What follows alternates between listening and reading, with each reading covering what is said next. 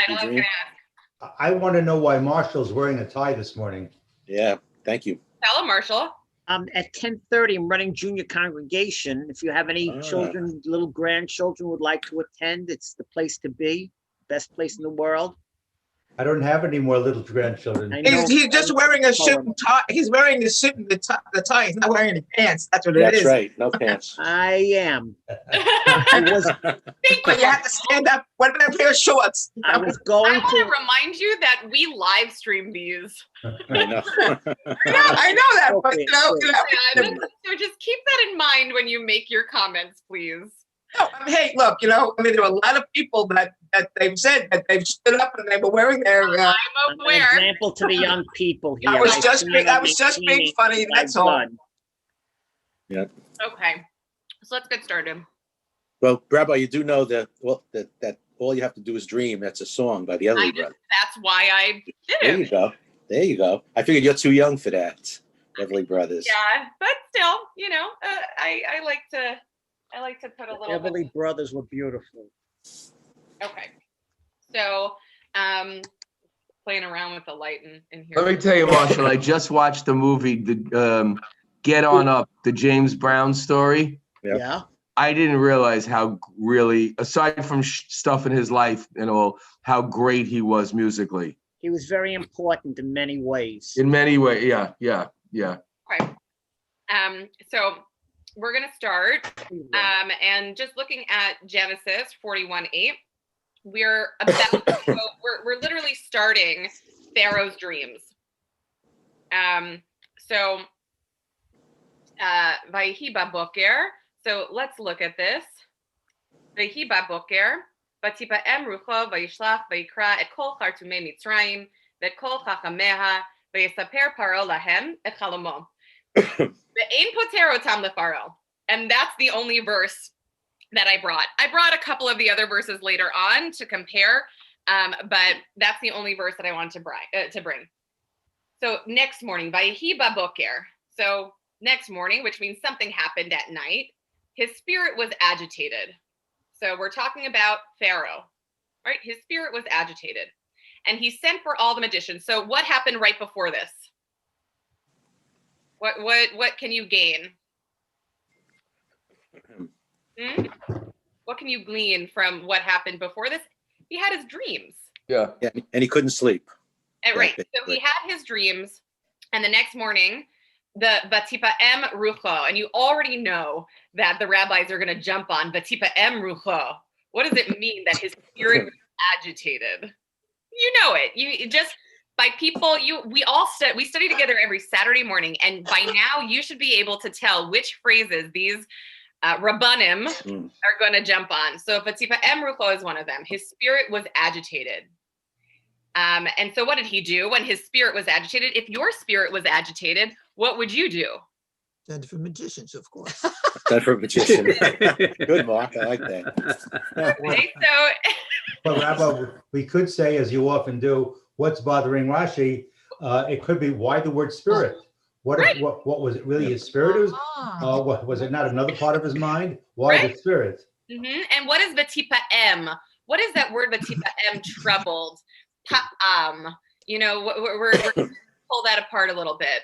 People, is people, yes. It is, but you can't. That letter taf is definitely part of the prefix, but pei is never part of the prefix or the suffix, so it needs to be part of the shorish. Okay. So it needs to be part of the root. It's funny, the word root, I can never draw that up easily in my mind. I always go to the word shorish. Brains are fascinating. It's R-O-O-T, Rabbi. Say it again. R-O-O-T, root. Oh, yes. Thank you. Thank you.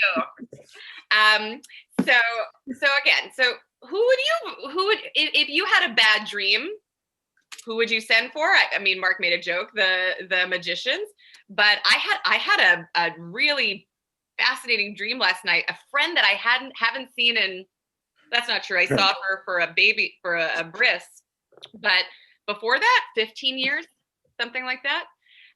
So interesting. So what do? I have a desire to tell my other friends, right? I'd like to tell them, look, I had this dream. But no, he wants magicians. He needs to get to the core of it. Well, because it depends on how, in his particular dream's case, and why the word agitated was used. You know, was it a like you just said, wow, I didn't see somebody in 15 years, that was interesting, or was it something bad that happened? Right. You know, and something bad about himself that he didn't want to face or whatever. And sometimes you have a dream and you're like, I know that there's something going on there. And he obviously believes that dreams have a power, that dreams have some sort of a meaning to them, and they can predict the future. That's what Pharaoh wants. Yeah. And Wants that's to know. I'm sorry. No, go for it, Mark. I was just thinking, in contrast to, Freud and his approach to dream interpretation. What did And I Siggy don't know say? how many people are into Freudian psychoanalysis at this point, but Me Look at Siggy. I like Young. Jung is more spiritual in a lot of ways. Yeah. But He it's is. like, what's the meaning of the dream in terms of your psyche, not in terms of predicting the future. So this is what he wants to know. It's not about interpreting the dreams to understand himself. Exactly. It's about predicting the future. So that's why he wants. So again, we're kind of curious. What are Khartoumei Mitzrayim? What are magicians? Why are magicians the ones? So we're going to look at Khartoumei Mitzrayim. What a Khartoum? What is a Khartoum? Go get Okay. And Ekol Chachameha, all the wise men, Vayesaper Paro lahem et chalomo. And so he told them his chalom, his dream. Ve'ein poter ota lifaro, otam lifaro. And they could not poter. What is that word poter? Liftor is to open, right? So they couldn't they couldn't open them for Pharaoh. It's like they couldn't. It's like a locked box, and they didn't have the keys. So who has the keys? We know that. Magicians. Joseph. Magician. Magicians. Joseph. Joseph. Joseph. There Okay, he is. Joseph. How about you? You start us off with Rashi on Genesis, Vatipa Emrucho. And if you don't have it, Okay. His spirit was troubled. The Targum renders it by his spirit was agitated, beaten upon. It rang within like a bell. Pa'amon. With regard to Nebuchadnezzar, it states, V'tipa'am rucho. The verb in the hitpa'el, thus having a double tough. Because in that case, there were two reasons for perturbation, whatever that means. Perturbation. He Wow. was perturbed. Being Oh, perturbed. perturbed. Okay. Perturbation. rude. Wow. His forgetting the dream and his ignorance of its interpretations. Wow. Okay. So Nebuchadnezzar, you're going to hear that a few times throughout this packet. So we're going to be looking at the rest of. I bring Nebuchadnezzar so we can understand Nebuchadnezzar, this king, in Babylon, and there's kind of this parallel story about a king with dreams and a Hebrew, right? They're Hebrews at this time, and a Hebrew coming and interpreting them. And so that's Daniel and Nebuchadnezzar. And I brought, not Daniel, it's in the book of Daniel. Okay, so let's look. What is the point? What is the tipa-em? What's bothering Rashi about the tipa-em? The double tough or the lack of the double tough? Exactly. So in Nebuchadnezzar's case, in the book of Daniel, there are two toughs. Wow, that was an accent. There are two tavs. And so the question is, what's the difference from the titpa-em from the tipa-em? And so he says, well, in Daniel, there's a second tav because he forgot his dream and he also can't interpret it. Like he knew that something happened last night and it's bothering him, but he can't remember his dream. Okay, Rashi, thank you. Is Rashi, by the way, serious or meant to be a little bit playful? Because there's a double tough, it's really two things, and he's going to tell you what the two things were? What Rashi is doing, he is just quoting Genesis, Rabbah. He's just quoting the Midrash. And so Rashi kind of has two things. He struggles. He's got two competing interests inside of him. One is to just get to the plain meaning of the text, and one is how much he reveres the midrash. And so he can't leave out the midrash. He just can't bring it out. One question? What's Rashi's time frame? When did he live? He lived in the 12th century. 12th century. Okay. In France. France. Okay. But what's the point with V'tipa M? Pa'amon. Pa'amon is a bell, and so V'tipa M rucho. So it's not that his spirit was agitated; it's that a bell was ringing in his spirit. I love that. An alarm, something alarming then. So it could be. So you're going like it's alarming. So yeah, it's like an alarm. It's saying, wake up! There's something you need to pay attention to. Something's coming. His spirit was alarmed. It's actually, I think that it's a beautiful reading of that. He's trying to get to the source, the shoresh, the root. Okay, ROOT. Never mind, Joe's not paying attention. All right, Chartumei. Let's go to Rashi, the second Rashi. Joe, will you be Rashi today? Sure. Rabbi Shimon Yitzchaki. Okay. Mm-hmm.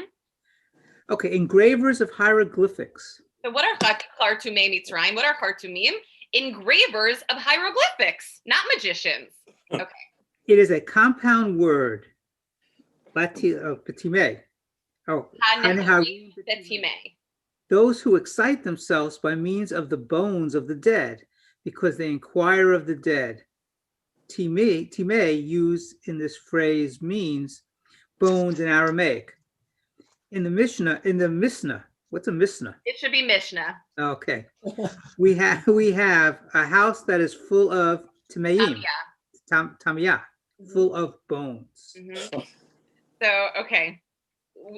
He's curious about what is Chartumim. Who did he call besides Ghostbusters? Right? So who did he call? No, that's just me. It sounds like the magicians were necromancers who communicated with the dead. Mm-hmm. So that's who he called. Wow. So it's a little complicated, this text, because on the one hand, they're saying Chartumei Mitzrayim, engravers of hieroglyphics. It's that has nothing to do with what comes after it. That's very right. So the way he translates it is not the way we translate it. But so he's saying that it's, yes, exactly, necromancers, people who try and divine and understand this world by means of talking to the dead. I mean, can you picture it? A house full of bones. I mean, you take this image and it's like, really? Exactly. That's like, wow. All right, last Rashi. Go for it. All right, last Rashi. And there was none that could interpret it to Pharaoh. There were indeed some who interpreted it, but not in reference to Pharaoh, i.e., their interpretations had no reference to him as a Pharaoh, as a king, so that their words found no acceptance by him, and he was not satisfied with their interpretation. They said, "You will beget 7 daughters, and you will bury 7 daughters." Okay, so this is a whole, Rashi is simplifying an entire midrash about Pharaoh and about the interpretation of the dreams. So what is Rashi? What's bothering Rashi? It's not a word, it's a concept, I think. That their interpretations didn't have to do with Pharaoh as a ruler, but more as a human being. So that's, I think that Midrash, the Midrash proposes that as an answer. And I think that the question that the Midrash and Rashi are answering are why was he not satisfied with the interpretation? Or is it possible that none of the magicians gave an interpretation? Right? Not if they want to earn their money, they do. Exactly. Or keep their head. Exactly. So Rashi is and the Midrash, right? So this is Rashi on the Midrash. The Midrash is looking at, and none of, if you look at the original text, and there was, they put it in the beginning of Rashi, and there was none that could interpret it to Pharaoh. So they're asking, wait a second.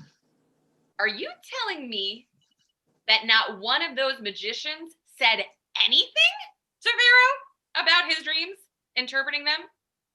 Or that he didn't like their interpretation. They didn't Right. reference him as the king. Said, "Oh, I'm not listening to you." Right. And that's what the Midrash and Rashi say, is that no. What he didn't like was the interpretations didn't have anything to do with Pharaoh's rule. Right. It only had to do with his daughters. He's going to have 7. He's going to have 7 daughters, and then he's going to bury 7 daughters. That's By the way, the Midrash goes on to 7 sons, bury 7 sons, Oh, because remember what was the content of the dream. You remember? Oh, yeah, 7 cows eating fat cows and 7 lean cows. fat cows and 7 lean cows. Yeah. Exactly. 7 fat cows, 7 lean cows, and then they eat. The fat cows eat the Eat lean cows. cows. It's awful. Yeah, really. Or is it the opposite? The lean cow? I don't remember. But Yes, eat the fat okay. cows. So Sforno, goodbye, Rashi. Bye. Goodbye. Okay, who wants to be Sforno? This is fun. We've never done it this way before. Sforno, and then we only have one Sforno. So who's going to be our Sforno? I'll be. Mark, you want to be Sforno for now? Sure. But I won't read the Hebrew. The in Potirotam. Because they all proceeded from the premise that there had been 2 dreams. They did not realize that in the first part of the dream, the focus was on the active causes of producing food, i.e. plowing by the cows and threshing of the grain before it could be released. It could release its kernels, whereas in the second half of the dream, the focus was on appearance of the product, which is converted into food, the stalks of growing corn, as well as its function, that is, when the ears are empty, there is no food. So what? Corn wasn't Potirotam. wasn't a vegetable and Yeah, it really wasn't. Yeah. corn. It wasn't You didn't corn have as ears we of know corn. it. Oh, Maize came from the New World, but Right. it was wheat or whatever it was. Right. It was. Yeah. It was. Yes, it wasn't corn. It was wheat. But the point that they're making is that he has 2 dreams. Pharaoh has 2 dreams, and the magicians, they say that each dream stands on its own. Separate. Right. And so that's why the Ein Poterotam, they could not unlock them because their premise was completely wrong. Right. And so they thought it was 2 dreams. No, it's only 1 dream. Joseph knew that. Go, Joe. Dave. That's And, it. and this is actually a basic of Freudian dream interpretation. That and here's Here's Freud. Ziggy. There He's he here is. with us. Oh, really? There he is. Bobblehead. Freud bobblehead. Keep going. Very good. The premise is that even if you have 2 dreams in the same night and there's a separation in time, not one that immediately follows the other, Right. the assumption is that it's dealing with the same conflict or the same issues. So psychoanalytic interpreters of dreams put them together and see what is that shedding light on the basic issues going on for the I person. like And that. Joseph, anticipating Freud by a few thousand years. was Proto Freud, right? And You know, Freud- I'm and a Freud little saw lost. himself as a descendant of Joseph Yes, in he that did. sense. Yes, he did. He was the Jewish dream interpreter. Great. I love this. I never Just thought in of Papa Doc. Freud as a descendant of Joseph, right? Yeah. Like, yes, the dream interpreter. Yeah. Okay, so we're on the bottom of page 2. You know, Yeah, Fran. I was going to just say, I get a little lost on that because the fact is that when I have weird dreams and I try to figure out how to interpret them, they make absolutely no sense because different things come up. I mean, was it different then? Because we have so many things that are going on now than it was when Joseph was dreaming and. Well, I'm going to talk about that actually. I'm going to talk about that in my sermon, which is key dreams that are universal. There are some dreams that are universal, and I imagine cross time of some sort. Just because we take tests today does not mean that they did not have tests back then. They certainly did. Okay, so Very Jungian, very Jungian. yes, Archetypes. archetypes. I'm getting really into archetypes these days. Okay, my sovereign says that we're going to keep going. All right, so he's Cooney. Who's Cooney? Who can chizkuni? All right, Lenny, chizkuni. His mind was greatly disturbed, even though in Daniel 2:3, when a dream of Nebuchadnezzar is reported, and he described himself as, I don't know, scroll up. V'tipa'em ruchi. My mind was disturbed. This was because when the Babylonian soothsayers were called in for consultation, Nebuchadnezzar said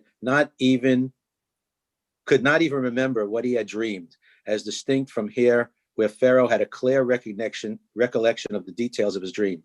According to this view, he therefore had no reason to be so agitated. Pharaoh had only forgotten the interpretation of his dream, and when Joseph interpreted it, he recalled that he had dreamt this also. This also brought back his experience in jail with Joseph as an interpreter of dreams to the chief of the cupbearers. So what is interesting is that not only did Pharaoh dream his dream, but he dreamt the interpretation of his dream. So that's the question. How do you know that the interpretation is right? How do you know that it is accurate? And so Chizkuni is saying, that's because you dreamed the interpretation. And so only when somebody speaks the words of the interpretation can you, does it ring a bell, right? When you say to someone, does that ring a bell? That's, it's also, what was the bell experiment with dogs? Pavlov. Right? Pavlov. Right, so does it ring a bell? Do you start salivating? Do you start salivating?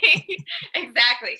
So I wanted you to, I think it's fun when we get to see other parts of the Tanakh, right? So other parts of the, whether it's prophets or writing. So I brought the section on Nebuchadnezzar. Yeah, so I thought that could be interesting. The parallel story It's huge. of Nebuchadnezzar and Daniel. Okay, so who feels that they can be, really, really dramatic? I feel like Marshall. I Just get the have the text in writings. front of you. I'm gonna get it 1 second. Okay, if you don't, then I'm sure that someone else is capable of doing it. Okay. Now we're We're on page 3. Daniel 2:49. Right. Yeah, it's definitely not just one verse. all right, Daniel. Entire thing. We're not going to read the whole thing, by the way. I want to just read the beginning, and I want you to have access to the rest of the text. Okay, this is Daniel 2:49. Yes. In the second year of the reign of Nebuchadnezzar had a dream, and his spirit was agitated, yet he became overcome by sleep. The king ordered magicians, exorcists, sorcerers, and Chaldeans to be summoned in order to tell the king what he had dreamed. They came and stood before the king, and the king said to them, I have had a dream, and I am full of anxiety to know what I have dreamed. So pause for a second. Remember, he can't even remember his dream. He knows that he had a dream, he just can't remember it. Oh. Okay. Wow. Somehow they're supposed to know. Right. How were they supposed to know? Exactly. Going. The Chaldean spoke to the king in Aramaic. O king, live forever. Relate the dream to your servants, and we will tell its meaning. The king said in reply to the Chaldeans, I hereby decree, you will not make the dream and its meaning known to me. You shall be torn limb from limb, and your house is confiscated. Wow. If you tell the dream and its meaning, you shall receive from me gifts, presents, and great honor. Therefore, tell me the dream and its meaning. Once again, they answered, No pressure on this one. dream servants, and we will tell its meaning. The king said in reply, it is clear to me that you are playing for time. See that I have decreed that if you do not make the dream known to me, there is but one verdict for you. Pause. He doesn't come, so he says it. He says, you have to make the dream known to me. But he doesn't come out and say, I don't remember it. Wow, that's pretty harsh. Right? He doesn't come out and say, I don't remember it. Okay, keep going. You have conspired to tell me something false and fraudulent until circumstances change. So relate the dream to me, and I will then know that you can tell us its meaning. Chaldean said in reply to the king, there is no one on earth who can satisfy the king's demand. For great king or ruler, none has ever asked such a thing of any magician, exorcist, or Chaldean. The thing asked by the king is difficult. There is no one who can tell it to the king except the gods whose abode is not among mortals. Whereupon the king flew into a violent rage and gave an order to do away with all the wise men of Babylon. The decree condemning the wise men to death was issued. Daniel and his companions were about to be put to death when Daniel remonstrated with Arioch, the captain of the royal guard, who had set out to put the wise men of Babylon to death. He spoke up and he said to Arioch, the royal officer, why is the decree of the king so urgent? Thereupon Arioch informed Daniel of the matter. So Daniel went to ask the king for time that he may tell the meaning to the king. Then Daniel went to his house and informed his companions, Hananiah, Mishael, and Azariah, of the matter, that they may implore the God of heaven for help regarding this mystery, so that Daniel and his colleagues would not be put to death together with the other wise men of Babylon. So what is the time period? What do you know about the time period and where the location is? Right? So where are they? Exile. Right, they're in exile, Babylon, which means that it is after the destruction of the temple in 586 BCE. Okay. Keep going. The mystery was revealed to Daniel in a night vision. Then Daniel blessed the God of heaven. Daniel spoke up and said, let the name of God be blessed forever and ever, for wisdom and power are his. He changes times and seasons, removes kings and installs kings. He gives the wise their wisdom and knowledge to those who know. He reveals deep and hidden things, knows what is in the darkness, and light dwells with him. I acknowledge, praise you, O God of my fathers. You have given me wisdom and power. For now you have let me know what we asked of you. You have let us know what concerns the king. So pause there for a second. So we're going to go down.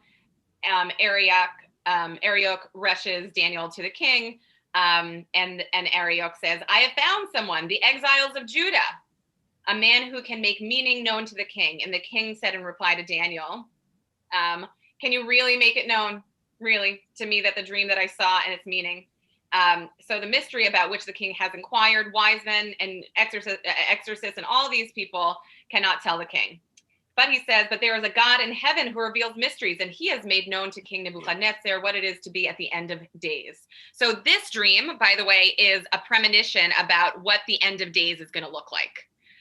End of days meaning like everybody has a different version of the end of days. Some people think that it's complete chaos. Some people think that the Mashiach comes, and in fact, like actually Ramban doesn't think that anything changes, that it's simply life as it was, simply with more peace. So end of days. So what the vision is, say it again? That sounded nice. I'll take that. Yeah. Ramban on that one. Okay, and so again, what we're interested in is part of the story is that Daniel does not attribute the ability to interpret dreams for himself.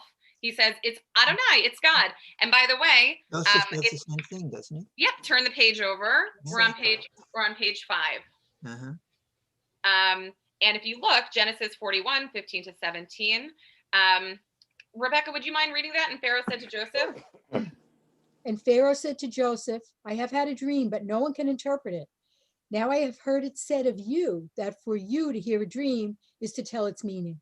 Joseph answered Pharaoh, saying, not I. God will see to Pharaoh's welfare. And Pharaoh said to Joseph, in my dream, I was standing on the bank of the Nile. ... I meant to put a ... there. Yep, not I. It's not me. It's God. That and again, it's attributing not to the person, but to the source of all knowledge, source of all. So, are you curious about what the dream was? Oh, yeah. Yeah. Sure. Okay, so let's look at where it says, "O King," kind of 2/3 of the way down on page 4. Page 4. Go back. Okay. Okay. Go back. Okay. Go back. Okay. Okay, Go where it to the says, page. "O King." Marshall, will you continue? O King. O king, as you looked on, there appeared a great statue. This statue, which was huge, and its brightness surpassing, stood before you, and its appearance was awesome. The head of that statue was of fine gold. Its breast and arms were of silver. Its belly and thighs of bronze. Its legs were of iron, and its feet were part iron and part clay. As you looked on, a stone was hewn out, not by hands, and struck the statue on its feet of iron and clay and crushed them. All at once, the iron, clay, bronze, silver, and gold were crushed and became like chaff of the threshing floors of summer. A wind carried them off until no trace of them was left. But the stone that struck the statue became a great mountain and filled the whole earth. Such was the dream, and we will now tell the king its meaning.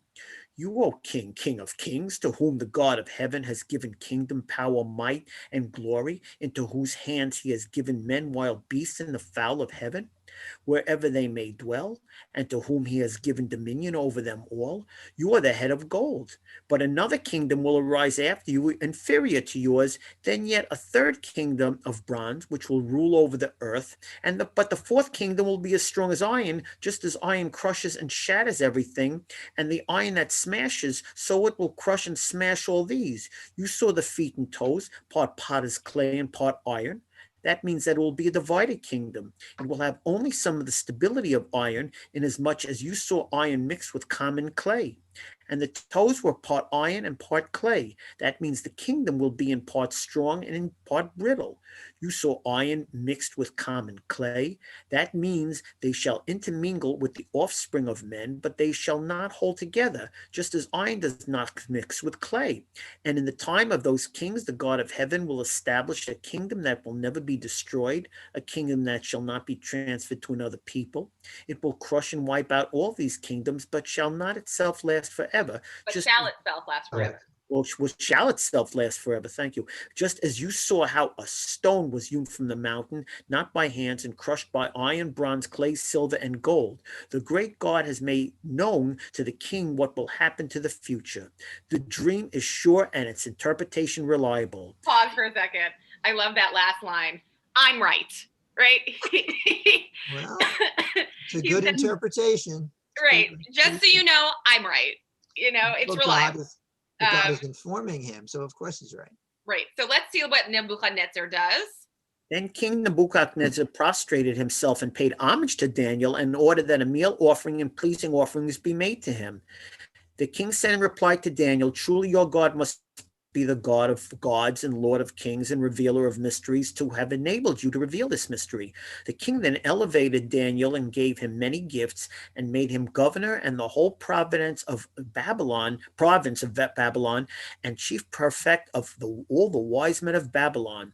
At Daniel's request, the king appointed Shadrach, Meshach, and Abednego the province of Babylon, while Daniel himself was at the king's court. When they made that statue, the most valuable was at the top, and then each time you went down a little bit in the body, it was somewhat less valuable. And King Nebuchadnezzar at the beginning, absolutely irrational. It reminds me of conversations I've had with family and others. Marshall, you deserve extra credit for reading that. That was as long as I get it from Mr. Cohn, then I'll be in good shape. That's all I need from Mr. Cohn for 11th grade English classes that were absolutely superb, and they were. So thank you so much, Marshall. We read most of it actually. There was only a small portion that we did not read, and because we don't generally get to read from the book of Ketuvim, so I thought that it would be interesting. And so, what similarities do you see with the story of Joseph? And differences. That's good. The outcome is very similar. The outcome is very similar. What's the As a outcome? result of the dream interpretation, Joseph gets elevated to Mhm. second to Pharaoh, and Daniel does very well by himself and his friends because of this interpretation. You certainly don't want to be wrong in your interpretation Oh, you or don't. suffer the consequences. You don't. Yeah, One definitely. thing I will note about Daniel, though, is that he has friends and Yeah. Joseph does not. Right. Okay. So I think that that's an interesting difference. Just because they can both interpret dreams. We say about I think about Joseph. If Joseph lived today, what would his what is the document that describes what children are principals? When you want to know kind of the challenges that a child has, what is that document called? An IEP. IEP, right? So what would Joseph's IEP be? And Doesn't make friends easily. right, Very narcissistic. sorry, Joe. So doesn't Superiority complex. say it again, Marshall. Superiority complex. That's what Joe has. And a very loud dresser. He was a loud dresser. Technicolor dream code, right? He was a loud dresser. That's funny. So those are some differences between Daniel and Joseph. Joseph's interpretation was very imminent. He told the Pharaoh, this is what's going to happen now. Daniel's is very future oriented. Right. This is not what's going to happen now. This is the big picture of what's going to The happen. End of time. Right. And what's interesting about both dreams is that they do describe downfall, Yes, they do. right? They describe downfall. I just swallowed a grape whole. Ooh. Or somewhat whole. Okay. So Rabbi chokes in front of congregation. No. Oh, And Lord. You need Danielle for the Heimlich maneuver. We can do virtual CPR, don't worry. Over Yeah. Zoom. You can't do CPR over Zoom. No. That's it. I'll run next door. I'll come some of you. Caitlin, are you next door? That's it. Hey, Caitlin. Okay. Okay. Anything else, by the way? We're going to wrap up our conversation in just a little bit. Oh, quickly, Rabbi, Yeah. Shadrach, Meshach, and Abednego are very famous. I'm trying to Yeah, think of, right. Exactly. They're in the fiery furnace. That's it's such a common phrase. Shadrach, is it from a song? Shadrach, Yeah, Meshach, and right. Abednego. Louis Armstrong. Louis Armstrong? Louis Armstrong used to sing about Shadrach. Yeah. Okay. Jack of Okay, so let's just go to Marshall would know that. Chaim. Let's go to page 9. Page 9. I don't Okay. have page numbers. They're at the top. Okay, but it's at the top. The input Okay. to the Lefaro, or HaChaim. Anybody have it? Fred, can you do What is it? What's the title? Chaim. Or HaChaim on Genesis 41:8-1? 4181. I have it. You have it? Yep. You want us to move on to somebody else? I have it, if you want. Okay, go for it, Lenny. We don't have that. Okay. And no one could give a satisfactory explanation for them to Pharaoh. The reason the Torah speaks of them is that they were in fact two dreams, even though the Torah insists that the dream was one writing.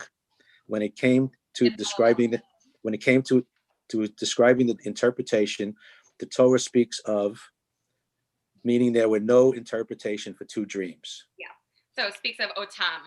Okay, so the difference is that in one part of the Joseph story, it refers to them as one dream. In another part, it says multiple dreams. So which was it? Did Pharaoh have one dream or did he have two dreams?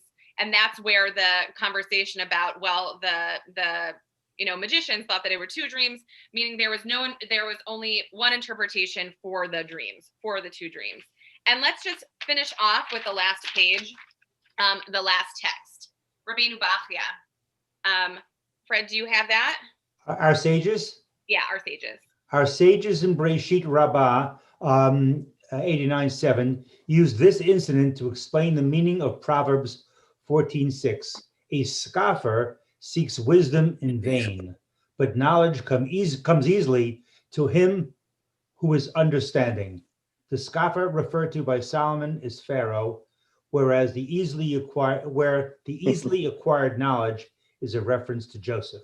So this spoke to me so much, this text of the scoffer seeks wisdom in vain, but knowledge comes easily to him who is understanding. Now, I find myself wishing that when I study something, when I understand something, there are times in which my brain I'm trying so hard that it's keeping me from understanding, if that makes any sense. The actual squeezing, and I'm not talking about, astronomy or something like that. If I am to step back and give myself the time, even maybe the experience, I've always wanted to understand things without having to go through it myself. But that's just not possible. No. When you can understand perhaps the outside of it, but going through it. And so I loved this text, Rabbeinu Bachya, that a scoffer seeks wisdom in vain. So you want to understand, you want to have that wisdom, but really just a person of great understanding, that knowledge comes easily. So what happens is, what I think is that you are willing to lay the foundation step by step, but not forcing the knowledge to happen. But when you lay the foundation and you let go, and that you open yourself up to answers, then the answers come. I truly believe that. I really, truly believe that. So for me, these stories about Daniel and Joseph, it's much about wisdom and understanding as it is about dreams. And it's so there you go. Okay, let's do Kaddish Rabbanan, and then we'll get started with Psuke de Zimra. And for those of you who are just joining us, welcome. I hope you got a little ta'am, a little taste of Torah. Jack Natter, very, very nice to have you. Welcome. So Kaddish Rabbanan. Joe, would you like to lead us in Kaddish Rabbanan? Okay, please rise. Sure. And I want to remind everyone that the angle of your camera can make us focus on certain parts of your body that we don't want to really focus on. So try and get your head in view. Thank you. Yitkada v'yitkada shemei Rabbah. V'yomad yivrachi utei v'yamlich malchutei. V'chayechonu v'yomechonu v'chayei l'chol Beit Yisrael. V'agolav izman kariv v'yimru amen. Amen. Yehei shmei Rabbah m'varach le'olam le'omaya. Yiparak v'yishtabach v'yitpa'ah v'yitrama v'yitnaseh. V'yithada v'yitaleh v'yitalal shemei l'kudisha. Li'elam min kol b'chata v'shirata, tushbachata v'nechemata, damiram b'yomah v'imru amen. Amen. Al Yisrael v'al Rabbanan v'al Tamidei v'al kol Tamidei v'al kol man diaskim v'oraita, di v'yatra hadein v'di b'chol ata v'yata. Yehei l'chon shlama rabba, china v'chista v'rachamin v'chayin arichin, uzona riviche ufokana min kadama hafandi v'shmaya v'imru amen. Amen. Yehei shlama rabba min shemaya v'chayim olenu v'al kol Yisrael v'imru amen. Amen. Aseh shalom b'mramav hu ya'aseh shalom olenu v'al kol Yisrael v'imru amen. Amen. Start Kochachem. Fun studying the book of Daniel with you. That was great. Yeah. Rabbi, all I kept thinking was he didn't know what the dream was, and he wanted somebody to see it. He needed a Vulcan mind meld Yes. to go in Exactly. and see it. Exactly. I kept thinking of that. The other thing that I will mention, actually, you know what? I just need to put my towels on, so just give me a second. Time.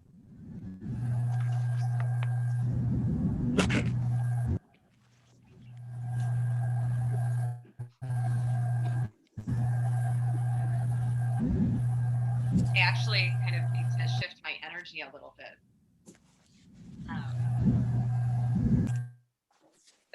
The study energy for me is very different from the prayer energy. It's sharper. It's more graspy. I don't know if anybody feels those kinds of things like I do, but I feel it very strongly. I need to remember what it says at the end of this, the wisdom and understanding. It's like, now is the time. We did the study, and now is the time to let things kind of go, actually. So let the sound of the prayers and the formation, even the act of forming the letters in one's mouth, that is a spiritual discipline. Saying the words, hearing them, allowing them to kind of pass through you. Most of the time, we try and hold on to them to see if we can just squeeze any meaning out of them. But what might happen if we allowed the prayers to pass through us and see what that experience could be like? All right. All right, it's 9:45, my friends.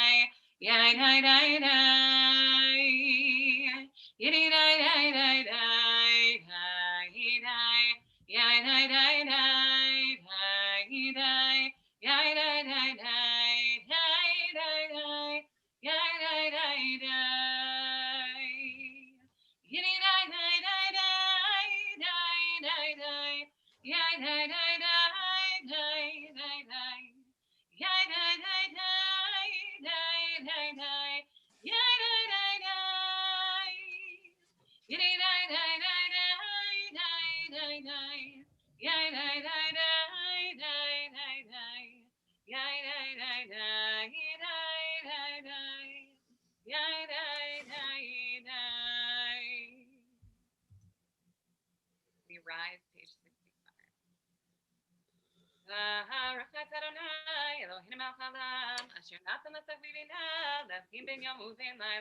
Amen. Amen. Baruch Adonai Eloheinu melech haolam, she'asani Yisrael. Amen. Baruch Adonai Eloheinu melech haolam, she'asani bat chorin. Amen. Baruch Adonai Eloheinu melech haolam, pokeach ivrim. Amen. Baruch Adonai Eloheinu melech haolam, malbish arumim. Amen. Baruch Adonai Eloheinu melech haolam, matir asurim. Amen. Baruch Adonai Eloheinu melech haolam, zokef gefufim. Amen. Baruch Adonai Eloheinu melech haolam, roka aretz al hamayim. Amen. Baruch Adonai Eloheinu melech haolam, she'asa li kol tzorki. Amen. Baruch Adonai Eloheinu melech haolam, mesim mitadei gaver. Amen. Baruch Adonai Eloheinu melech haolam, ozer Yisrael biguram. Amen. Baruch Adonai Eloheinu melech haolam, ozer Yisrael b'tif'aram. Amen. Baruch Adonai Eloheinu melech haolam, notim la'ya'et koach. Amen. Continue at the bottom of the page. Yershena menai tnua me'apapai.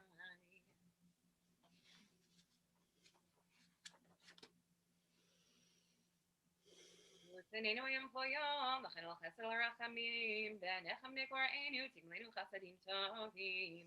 Baruch Adonai, Shalom. l'mel chasadim tovim l'mo Yisrael. Amen. It is good to praise God, to thank God, and to sing of God's name in the highest. Mizmor Shel Yom HaShabbat, page 72. Mizmor Shel Yom HaShabbat, Tovei Adonai Mel Shekayim.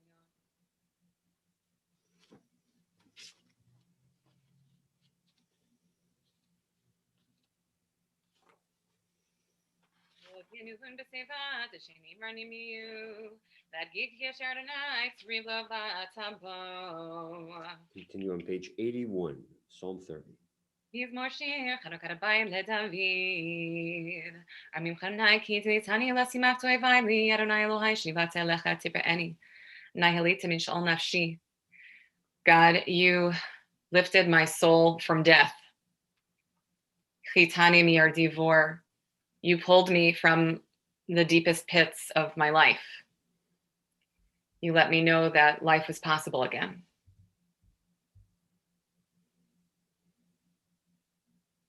He starts, and then you hid your face again, and I was terrified. And so I called out to you. Helecha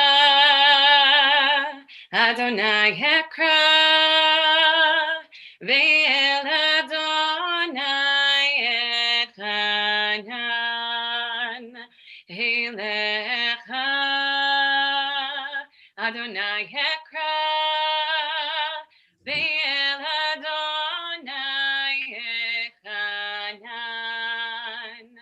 Shema Adonai Bechoneni Adonai Hayel Zerli Shema Adonai Bechoneni Adonai Hayel Zerli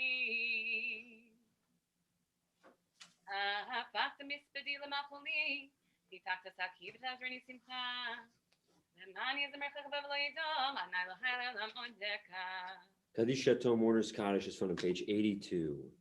Yitkadal ve'yitkadash shemei Rabbah. Amen. Be'alma divra kirutei ve'amlich malchutei b'chayechon uv'yomechon uv'chayei dechol beit Yisrael ba'agala v'zman kariv imru. Amen. Yehei shemei Rabbah mevorach le'lam ulalmei almaya. Yitbarach ve'yishtabach ve'yitpa'ar ve'yitromam ve'yitnasei ve'yithadar ve'yithale ve'yithalal shemei dekudesha. Brichu le'ela min kol birchata v'shirata tushbechata v'nechemata da'amiran be'alma ve'imrum. Yehei shalama rabba min shemaya v'chayim aleinu ve'al kol Yisrael ve'imrum. Osei shalom imromav hu yaseh shalom aleinu ve'al kol Yisrael ve'imru. Amen. We continue on page 83. God spoke and it came into being. It came into creation with Baruch Shemar on page 83.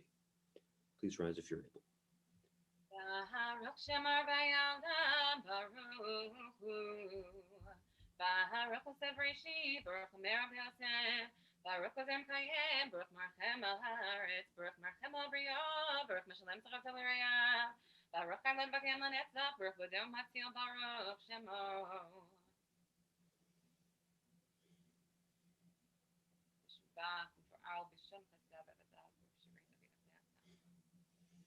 We begin our ascent to unity that is going to be culminated when we say Adonai Echad.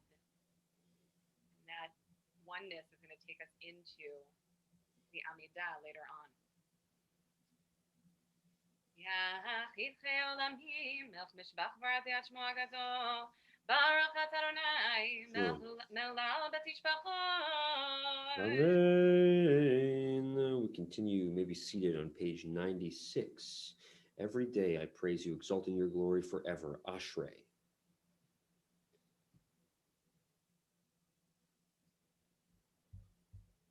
Ashrei Yoshvei Beitecha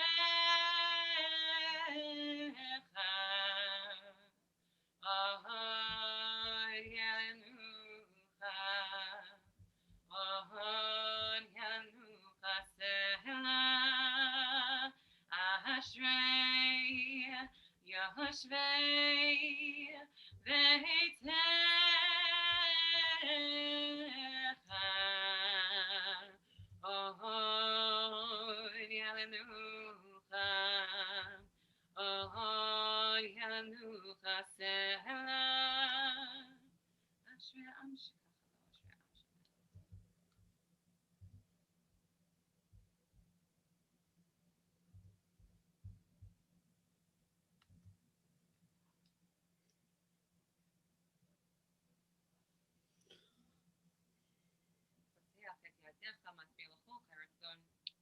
You open your hands to the beauty, sustain all that breathes and all that lives.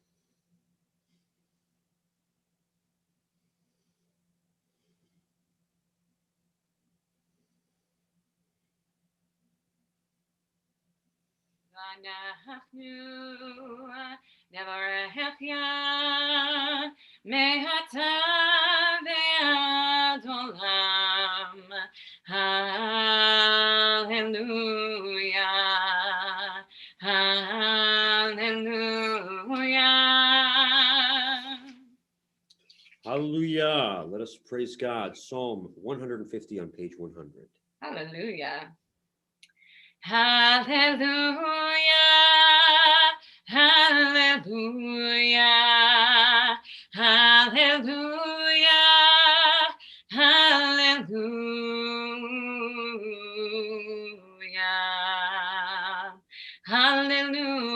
kodsho, hallelujah, berkiauzo, hallelujah, vigorotav, hallelujah, kerov gulo, hallelujah, beteka shofar, hallelujah, benevel bechinor, hallelujah, hallelujah, hallelujah, hallelujah.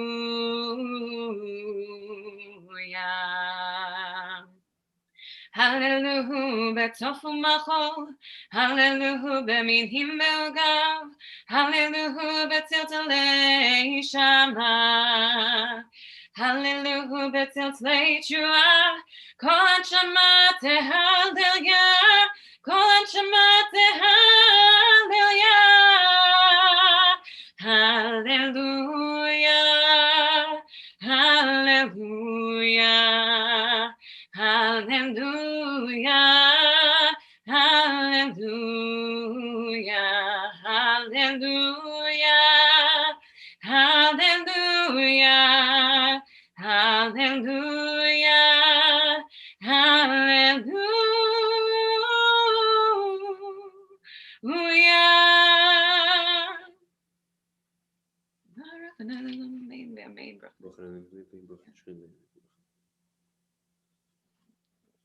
Amen. Baruch Adonai Yisrael Selah Haaretz. Amen ve'amen. Vayimelech v'tagol haaretz, amen ve'amen. Vayivarech t'bin Adonai kol kol havayomer David.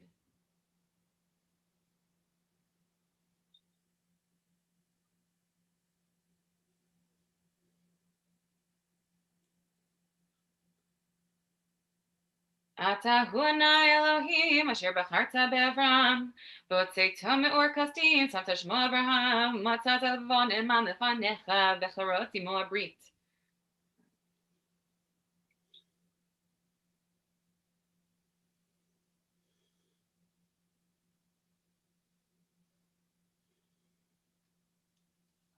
V'hayam bagat livneihem v'yivru b'toch hayam v'sham v'rodfeihem yishlach tavim solach mo even b'mayim hazim v'yoshna b'yam hu et Yisrael miyad Mitzrayim. Page 102. If you read my blast this week, you know that one of the actions of Joseph might have led to the slavery of our people, but it was already preordained, if you will, to Avraham from God. V'hayar Yisrael de'agdola asher samna Mitzrayim v'herman Adonai v'yaminu b'Adonai Moshe avdo. Az yashir Moshe b'nei Yisrael Adonai v'yamru le'mor. Ashir Adonai ki oga sus rocho rama v'yam uzi. Ozi v'zimratya v'yahi li lishua. Ozi v'zimratya v'yahi li lishua. Ozi v'zimratya v'yahi li lishua. Ozi v'zimratya v'yahi li lishua. Daily ben ve'yoyam v'rumei.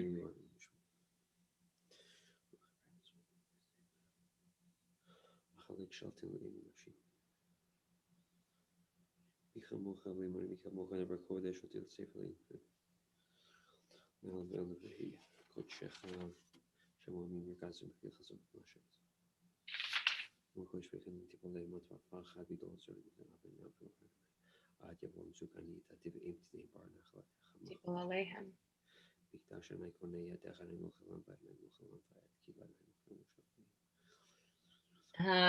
Adonai Yimoch Leolam Vaed. Adonai Yimoch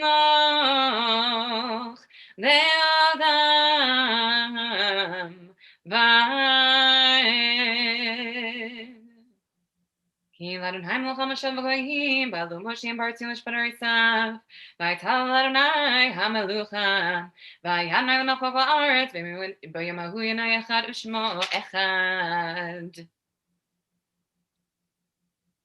Continue on page 104 with Nishmat. Nishmat kol chai, tzivarech et shemcha Adonai Eloheinu. The ruach kol basar tefe'er u'tromem zichra malkeinu tamid.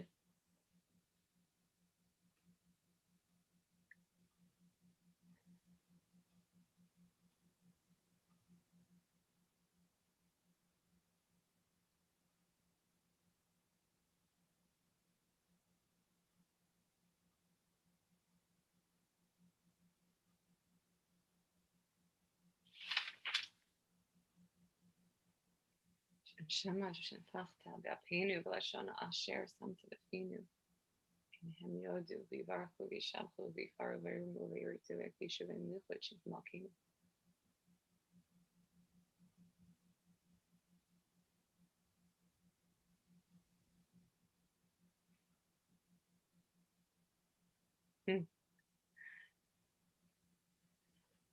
The paragraphs it's beautiful. It says, every mouth will thank you, every tongue, sing your praise. And it goes on to kind of the body parts, and every heart will be in awe of you. And even the kidneys, right? The kidneys also will, sing your praises. It's a whole, full body experience of praising God. What does it mean to pray with your kidneys? That's what I want you to think about, to pray with your kidneys today. Nehalachan shpechachan verchan v'rechet shem kodshecha kamor leDavid barchi nafshi et Adonai v'chol krovai et shem kodsho ha'ehem tzatimotu zecha ha'gadol b'chvod shmecha ha'gibor lanetzach ben hara b'norotecha ha'melech ha'yoshev al kisei ram denisa. Okay, baton handing over to you, Cantor Diamond. We're turning to the middle of page 105. Shochen Haid Marom V'Kadosh Shemo. Marom V'Kadosh Shemo.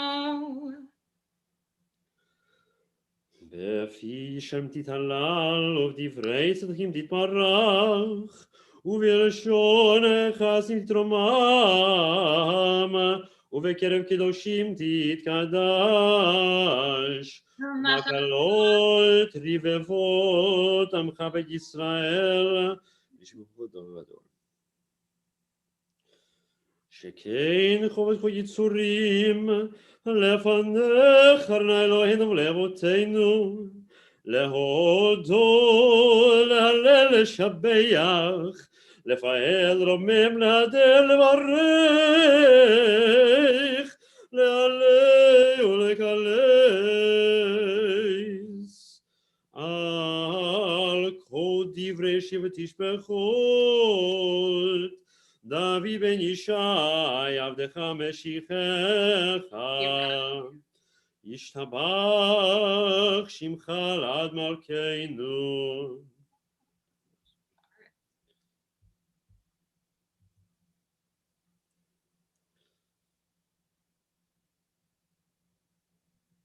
ברכות והודאות מעתה ועד עולם, ברוך אתה אדוני, אל המלך גדול תשבחות, אל ההודעות הנפלאות הבוחר בשירי זמרה, מלך מלכי עולמים. אמן. יתגדל ויתקדש שמי רבה. ועלמר תברא קירותי ומלך מלכותי בחייכון וביומכון חיי ישראל בגלה בזמן קריב ימרו אמן. יתברך וישתבח ויתפאר ויתרומם ויתנשא ויתהדר ויתעלה ויתקדש בקודשם ברכו לאל המקומות בשירתה תושחתה ונחמתה דמירן בעלמה וימרו. אמן.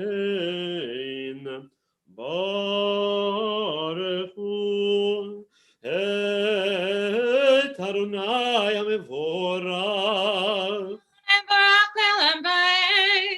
ברוך אדוני המבורך לעולם ועד. ברוך אתה אדוני אלוהינו מלך העולם, יוצא ובורא חושך, עושה שלום בורא את הכל. היי כל תוכחו ושבחוך אמן כמוקדש כאדוני. הכל ירמוך סלע יוצר הכל יפתח וכל יונתן במזבח.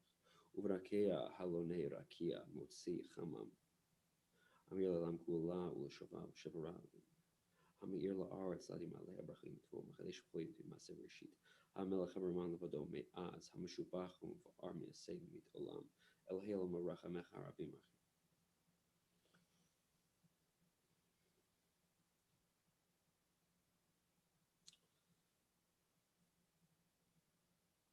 אין כרכך אדוני אלוהינו בעולם הזה, ואין זולתך מלכנו לחיי העולם הבא. אפס פילוג עלינו לימות המשיח, ואין דומה לך מושיענו לתחיית המתים.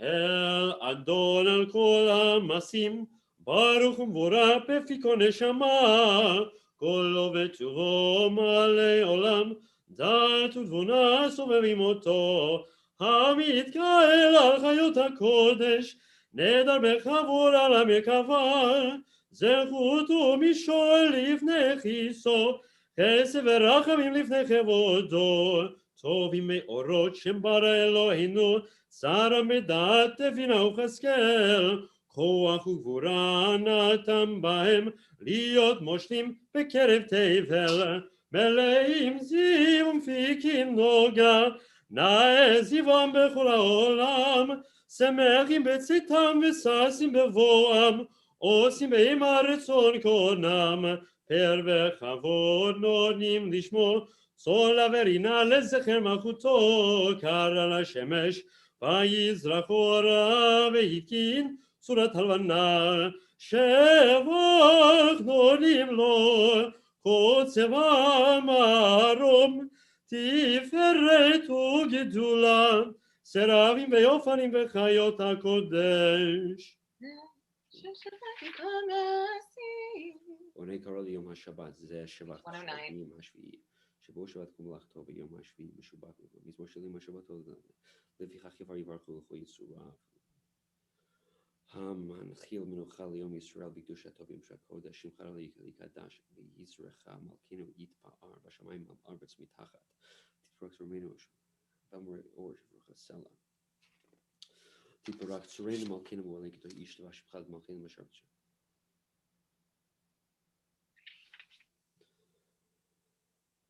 כולם אהובים, כולם ברורים, כולם גיבורים, וכולם עושים באימה וביראה רצון קונם. וכולם פותחים פיהם בקדושה ותורה, בשירה וזמרה, ומברכים ושבחים ומפארים ומריצים, מקדישים ממליכים את שם. וכולם מקבלים עליהם עול מלכות שמיים זה מזה, ונותנים רשות זה לזה, להקדיש למנחת רוח בשפה ברורה קדושה, כולם כחרונים ואומרים ביראה, קדוש קדוש קדוש אדוני צבאות מלך הארץ כבודו. והאופנים וחיות הקודש ברעש גדול מתנשאים למצרפים למען המשבחים ואומרים לאל ברוך נמו ייתנו מלך היתו בעל מלחרות זורץ כאמור לא סרנקי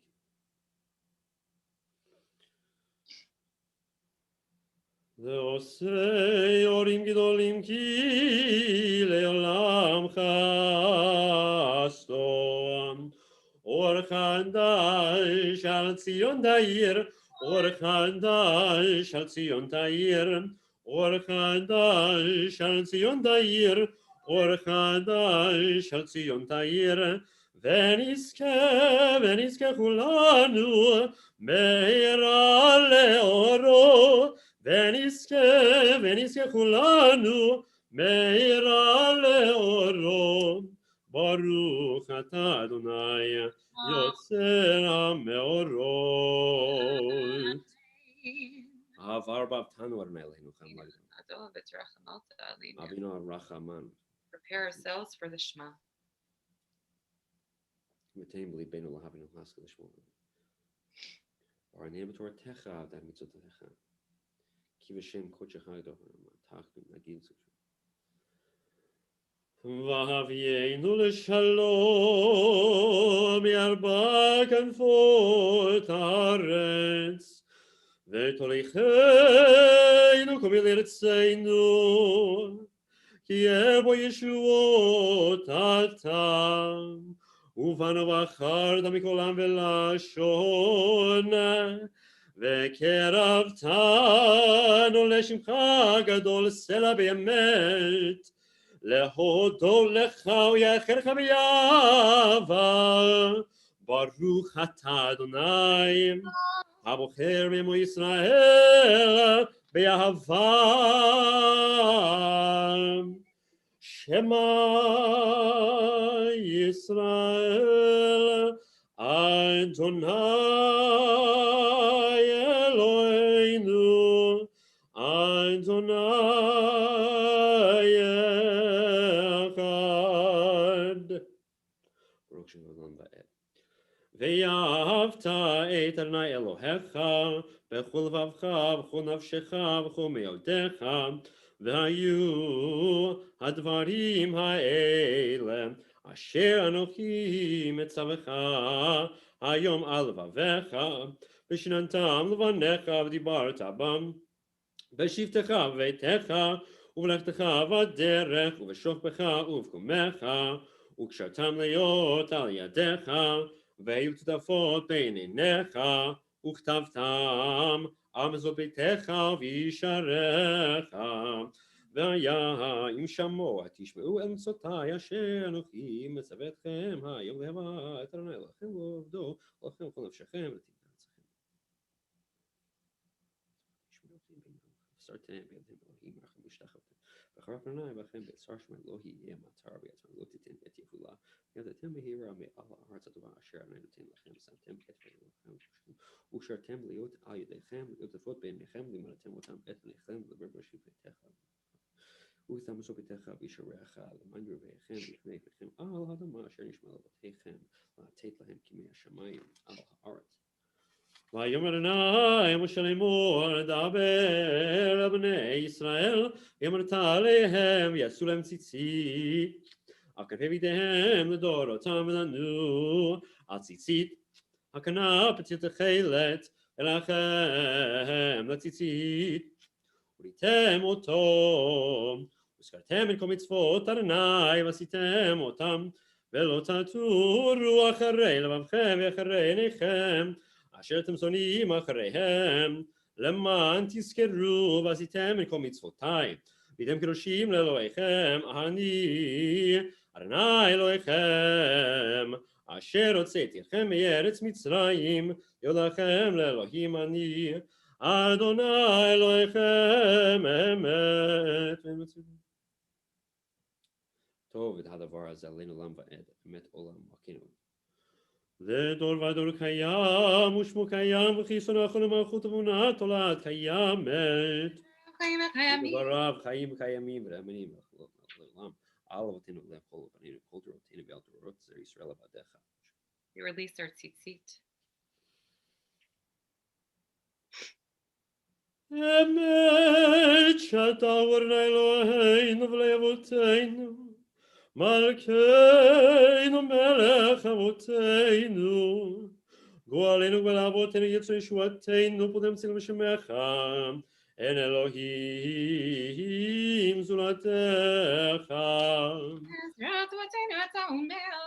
בעזרת המלך, מגן שם כל דבר דור, וגורם עוד משה בחשבון. We are going to go into an Amidah together on 115b.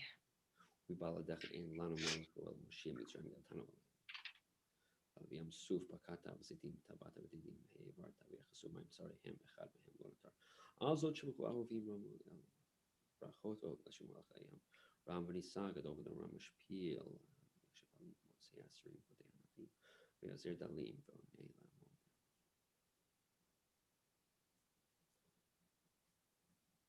תהילו לעליון ברוך הוא מורך משה בני ישראל לכנו שירה בשמחה רבה ויאמרו כולם מי כמוך באלים אדוני מי כמוך נדר בקודש נורא תהילות אוסף אליהם שירה חדשה שיבחו גאולים לשמך על שפת הים יחד כולם ודובים ליחו ויאמרו אדוני ימלוך לעולם ועד לעולם ועד אללי אללי אללי אללי Ay, lay, lay, lay, lay, so Yisrael, kuma be'ezrat Yisrael, uvedechinu mecha, Yehuda ve'Yisrael, go aleinu, Adonai tzvaot shemo, kedosh Yisrael, Baruch atah Adonai, Gal Yisrael. Baruch atah Adonai, Eloheinu v'levoteinu, Elohei Avraham, Elohei Yitzchak, Elohei Yaakov, Elohei Sarah, Elohei Rivka, Elohei Rachel, Elohei Leah, Ha'el Hagadol, Ha'gibor ve'hanora, El Elyon, Kumel Chasadim Tovim Bekonei Hakol, Vezocher Chastei Avot Viol Livnehem, Man Shmu Be'Yahava, Melech Osef V'Kenem Mashiach Ma'agen, Baruch atah Adonai, Magen Avraham V'Keit Sarah, Atah Givol Adonai Mechayei Meitim Atah, Rav Loshia Mashif HaRuach Morit HaGashem, Mechalkel Chaim Bechesed, Mechayei Meitim Berachamim Rabim, Somech Noflim Verofech Cholim, Umatir Asurim, Umekayem Emunato, Lishenei Afar, Michamocham Bal Gevurot, Umido Melach, Melech Memit, Umechayev, Umatzmiach Yeshuam, V'ne'emar al Chayei Metim, Baruch atah Adonai, Mechayei Ametim. Nekadesh Mevelam Keshem Shmashim Atar Shmerim Koktiv Yan Yachav Garzel Zev Yamar. Nekadesh et Shimcha ba'olam, Keshem שמרגישים אותו בשמי מרום, ככתוב היד נביאך, וקרן זב ימר קדוש. קדוש, קדוש, קדוש, עיני צבאם, לך לארץ כבודו. אז בכל רש גדול, דיר וחזק משהו כל מיני סימות שרפים למתם ברוך יאמרו. אז בקול רעש גדול, אדיר וחזק משמיעים קול, מתנשאים לעומת שרפים, לעומתם ברוך יאמרו. ברוך אדוני במקום חמור קיר תביא תמלוך עלינו כי אנחנו לך, מתי תמלוך תשכון. כדבר מבשיר יוזך על ידי דוד משיח צדקך. במקומך מלכנו תופיע, ותמלוך עלינו, כי מחכים אנחנו לך. מתי תמלוך בציון, בקרוב בימינו, לעולם ועד תשכון. תתקדל ותתקדש, תתקדל ותתקדש, בתוך ירושלים עירך, לדור ודור ולנצח נצחים, לדור ודור ולנצח נצחים. ועינינו תראנה מלכותך, כדבר האמור בשירי עוזך, על ידי דוד משיח צדקך,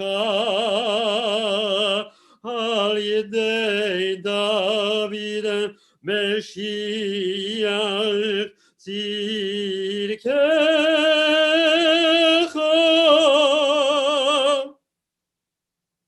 Look now, the heights, Zion, Dor, hallelujah. לדור אדוני קולך ולנצח נצח קדושתך נקדיש, ושיבחך לא יביע עמלו של עם ועד, כי המלך וקדוש אתה, ברוך אתה אדוני האל הקדוש. Amen. We delve into the rest of the Amidah, 117 through 120.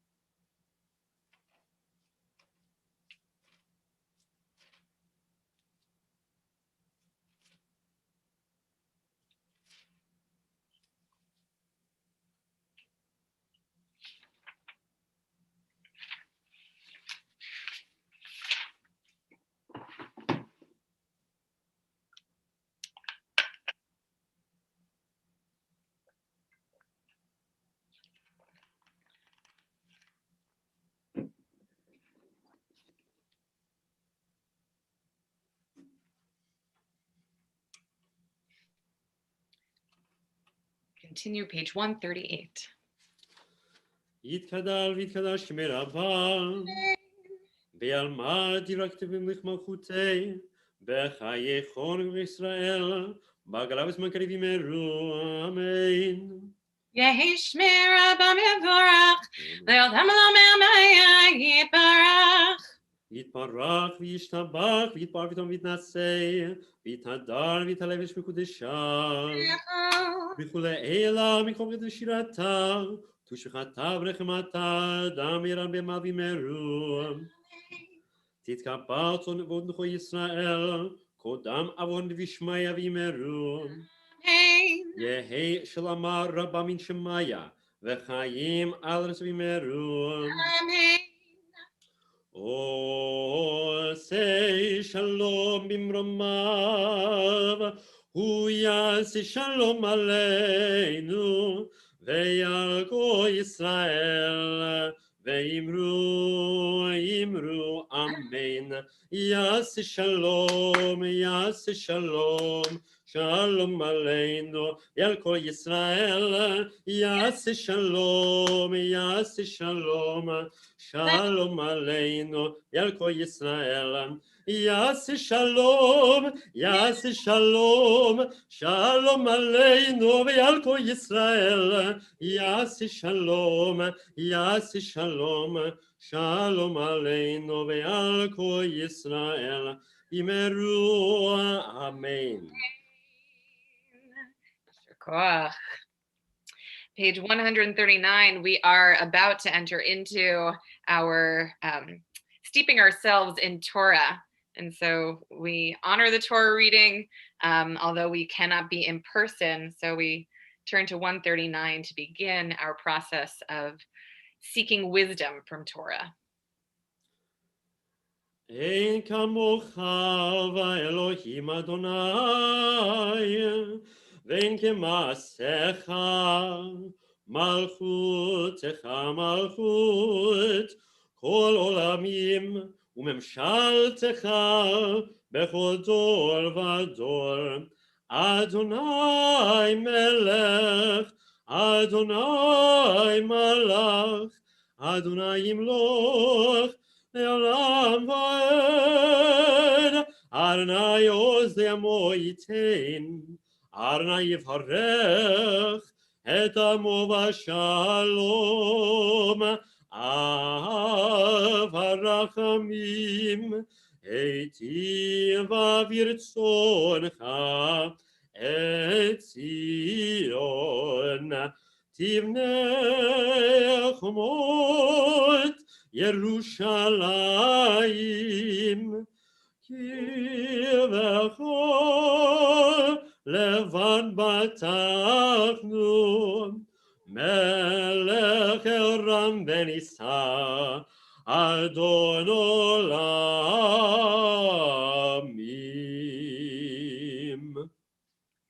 We honor Adon Olamim, the creator, the source, the master, Adon, the master of all wisdom, of understanding, of all creation, of every synapse that fires to help us understand more deeply.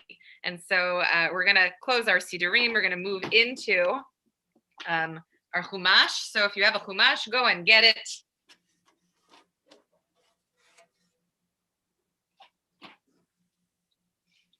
Okay.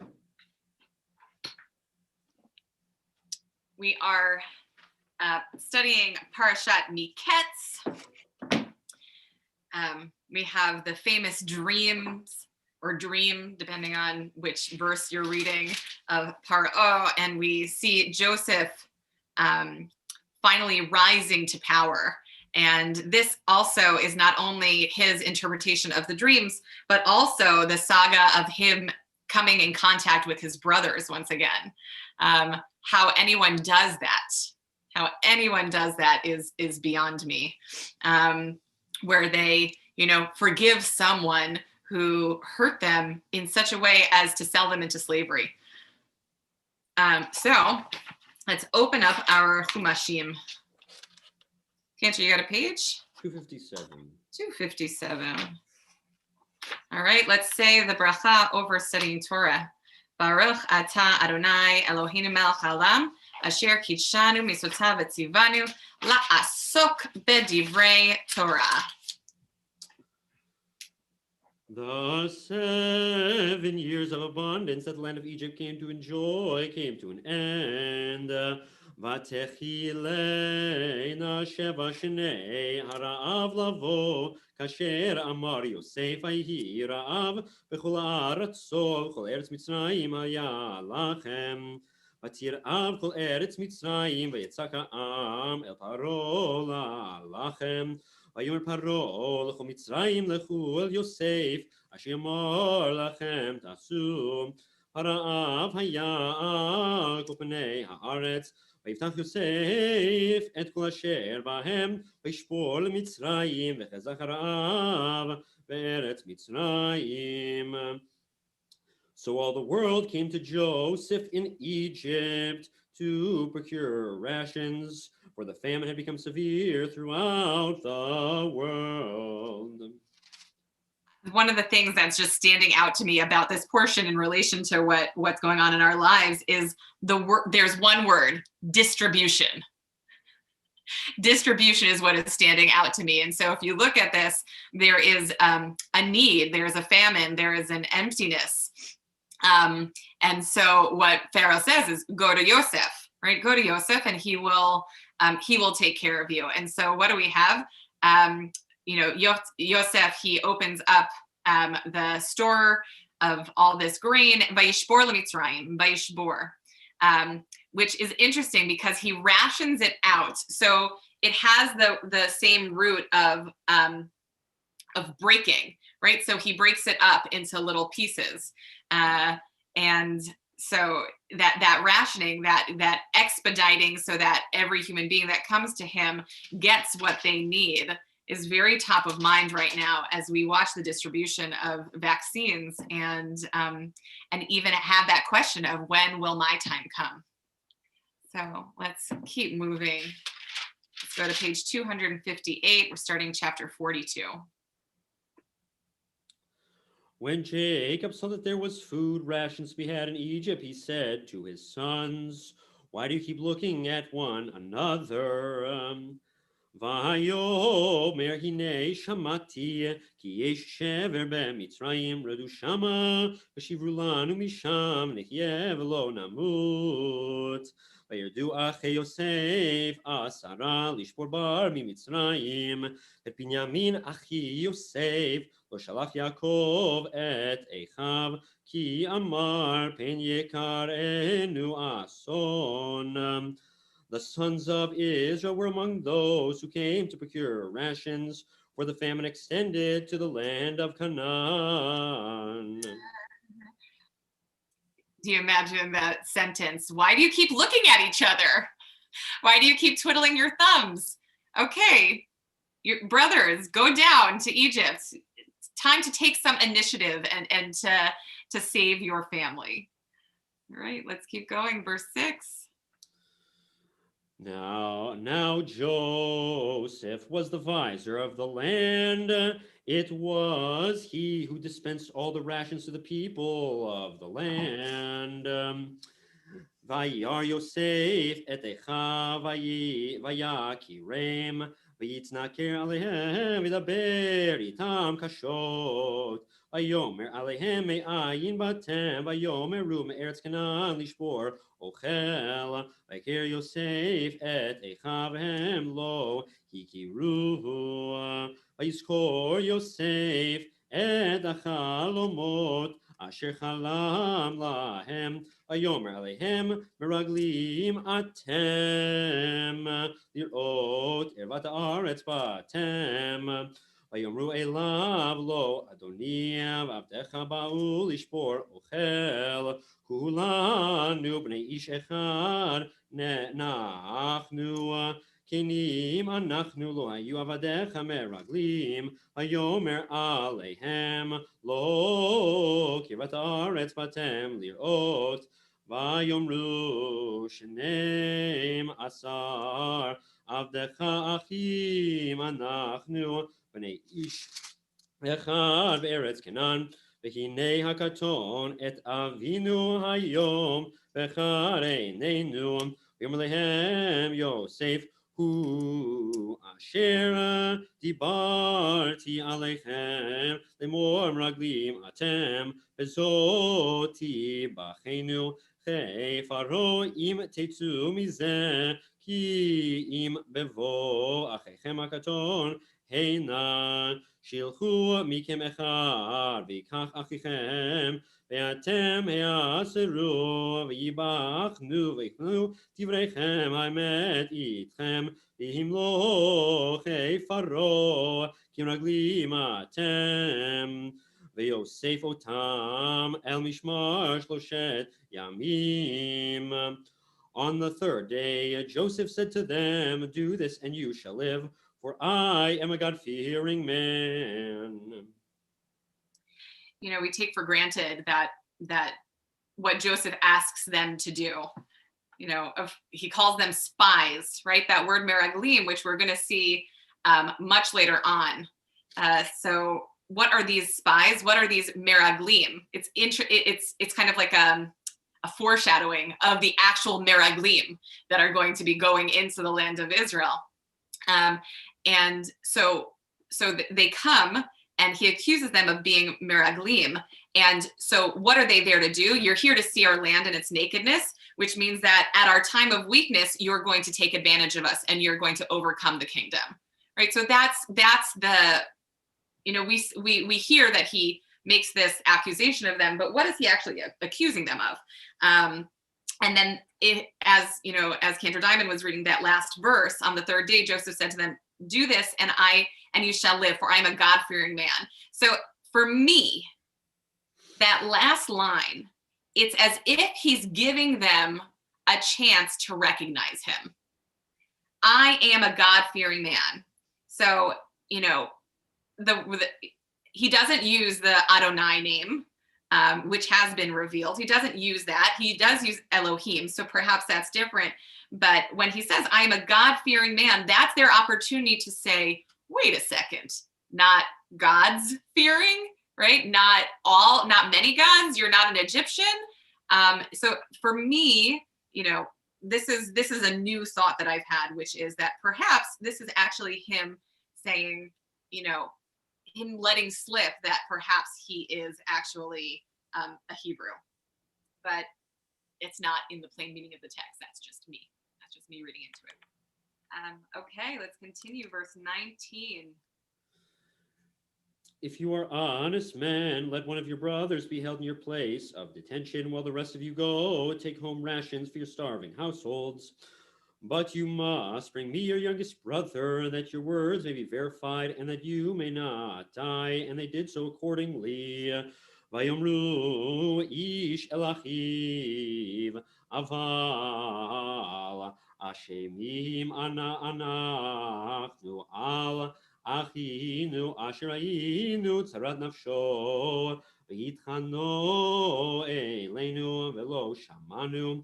Al ken bai leinu atzara zot ayan rufin lotam lemor halo amarti alechem lemor al techent u vayeled velo shematem adamo hine nidrash vehem lo yadu ki shomei Yosef ki hemelitz beinotam v'yisov malehem vayev Vayashav alehem v'daber alehem v'yikach mitam et Shimon v'yasor oto leinehem v'etzav Yosef v'yimal'u et kileihem bar u'lashiv kasveihem ish el asakom v'latei lahem seda ladarech yes lahem kein v'yisu et shivram al chamorehem v'yelchu misham ויפתח אחד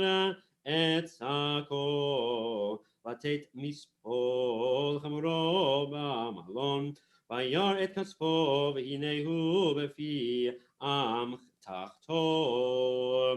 And he said to his brothers, "My money has been returned. It is here in my bag." There their hearts sank, and the trembling, and they turned to one another, saying, "What is this that God has done to us?" Okay. So question for us, right? The question is, what is Joseph's end game? You imagine that Joseph has been thinking about this moment where he can finally get his revenge on his brothers, right? He's been thinking about this. I'm sure of it. Just someone in his place, or finally he can hurt them, and then something breaks him, right? This revenge is probably so sweet in his mind, and then something breaks him. The thing that he perhaps wanted the most, which we don't know, right? This is all guesswork.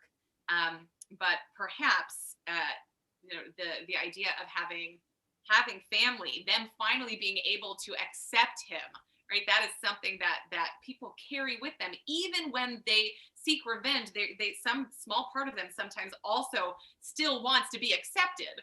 And so this moment where he's seeing their remorse and maybe it's not remorse, actually. Maybe it's just that they feel like they're being punished, and so they're upset about it. They don't wish that it never happened. They just wish they weren't being punished for it.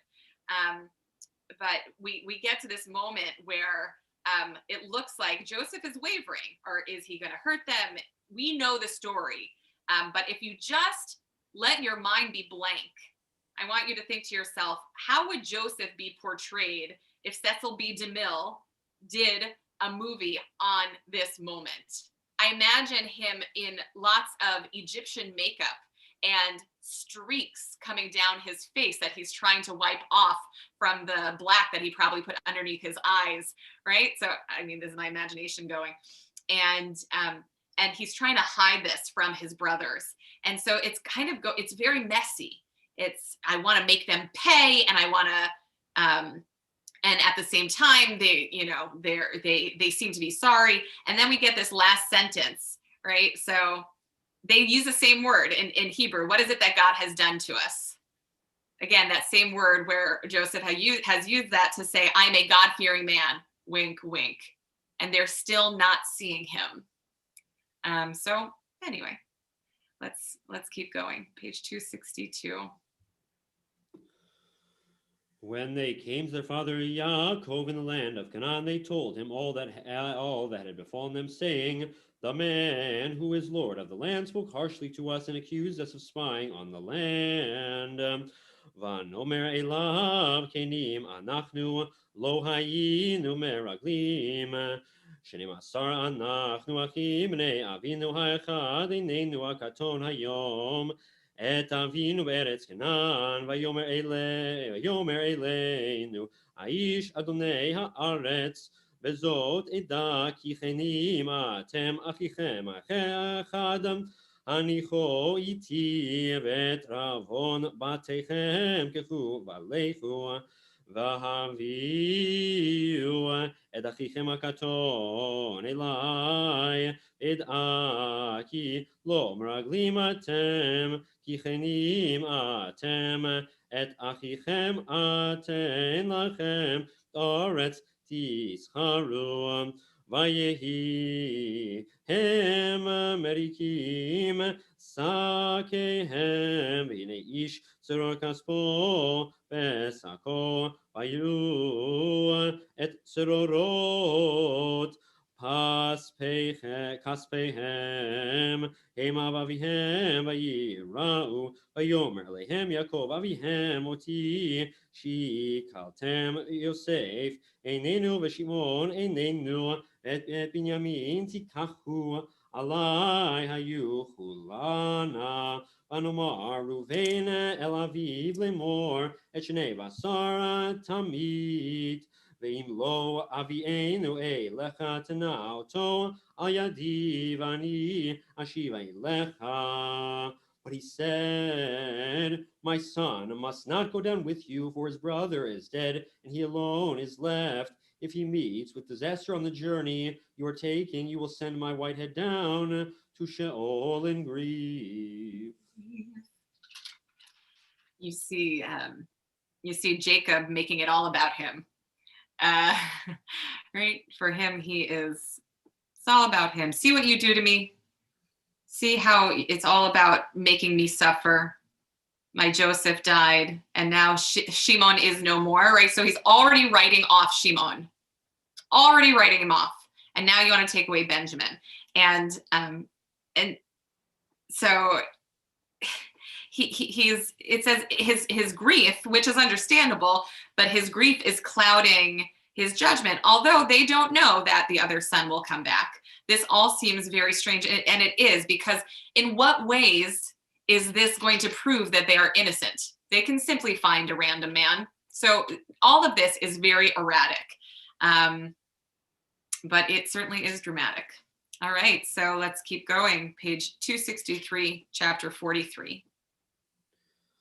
But the famine in the land was severe, and when they had eaten up the rations which they had brought from Egypt, their father said to them, "Go again and procure some food for us."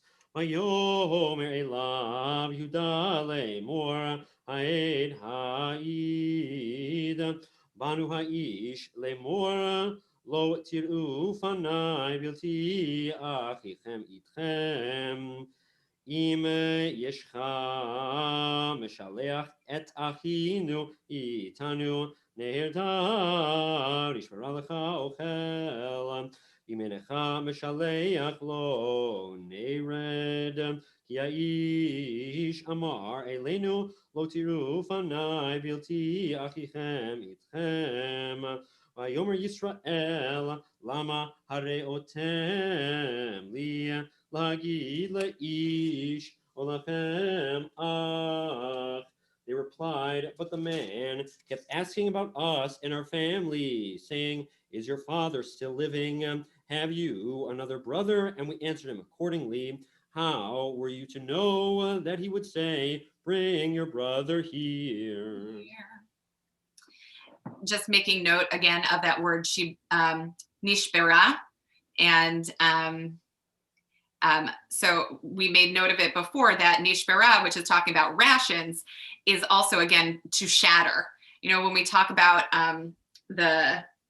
it's used in a couple of different places, and a lot of different places. It's a modern word also. So just this continuous use of the word shatter, it's as if the Torah is winking. It's saying, right, darsheni, interpret me. And the interpretation, at least for me, is how broken this family is. Right? How broken and scattered. This one's there, that one's here. And it's only when Jacob's hand is forced is any form of trying to unite again. Only then does a plan start to form about bringing the brothers back together. And it's as if everything needs to shatter. The final chips need to fall, and then things come back together. How many times do we see that as a motif in movies, where the worst happens, and only then does the protagonist actually overcome whatever he was battling with? It's fascinating. The Torah portrays this so beautifully. Cantor Diamond, did we just finish Shishi, or are we on Shvi'i? I'm losing track. This is the 7th Aliyah. This is the 7th Aliyah. Okay, so we'll finish up with the 7th, and then we'll continue with the Haftorah. I'll have to check in with Carol about the Haftorah. All right, this is on page 264, verse 8. Then Judah said to his father Israel, "Send the boy in my care. Let us be on our way. We may live and not die. You and we and our children. I myself will surely be for him. You may hold me responsible if I do not bring him back to you and set him before you. I shall stand guilty before you forever. Ki lulei hitmachmanu ki ata shavnu zeh hamayim yomer lehem Yisrael avihem im kein Efo zot asu kehu mizimrat haaretz bifleihem horidu leish mincha me'at tzari me'at devash nechot velot batnim ushkedim vechesef mishnei kechu biyadchem v'et hakesef המושב בפי אמתחותיכם תשיבו בידיכם, אולי משכהו את אחיכם, קחו וקומו שבו אל האיש ואל שדי, ייתן לכם רחמים לפני האיש, ושילח לכם את אחיכם אחר ואת בנימין ואני, כאשר שכלתי,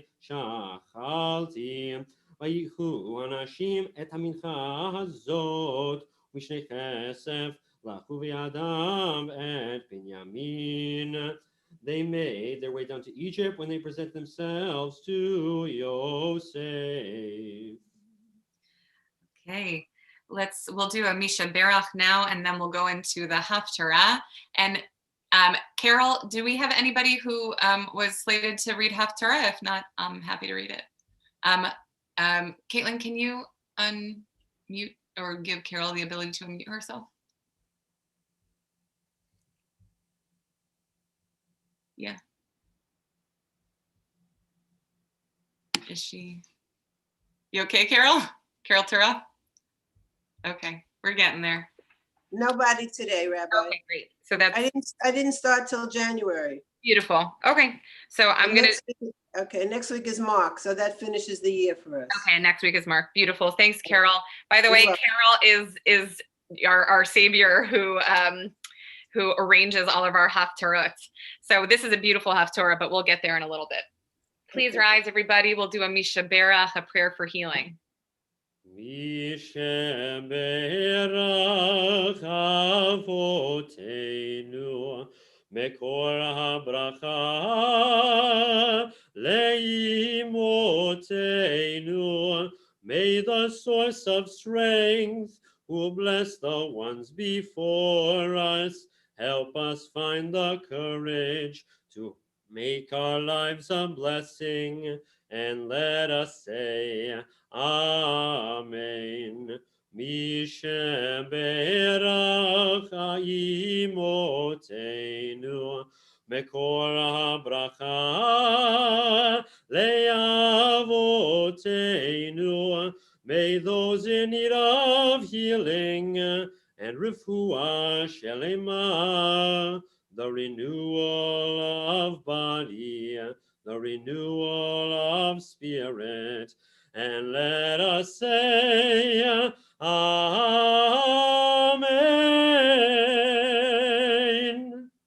Misha Berach Avotenu Abraham Yitzchak Yaakov Rimotenu Serach Rachel Valeah. May the Holy One who blessed your ancestors Abraham, Isaac, and Jacob, Sarah, Rachel, and Leah. We give you an opportunity to say the names of people in your community, in your lives who are in need of healing, and we offer up the names. Actually, Caitlin, if you want to give people the ability to unmute themselves so that if they have a person for whom they're saying a Misha Berach, a prayer, feel free to do that. So if you would like to unmute yourself and say the name of someone, go right ahead right now. Doug Neumann. Ravi Mendel. Leah, Meir Yaakov Ben Esther.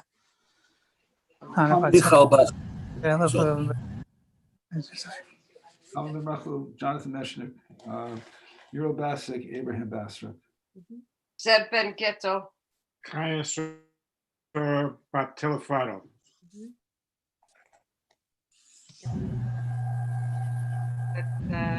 We'll sing a melody. Cantor, if you would lead that melody as any melody as we recite the names of others in our community.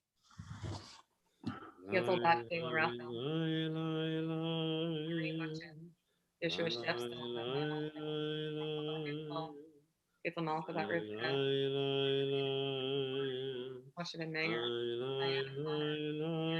Walter Peterson,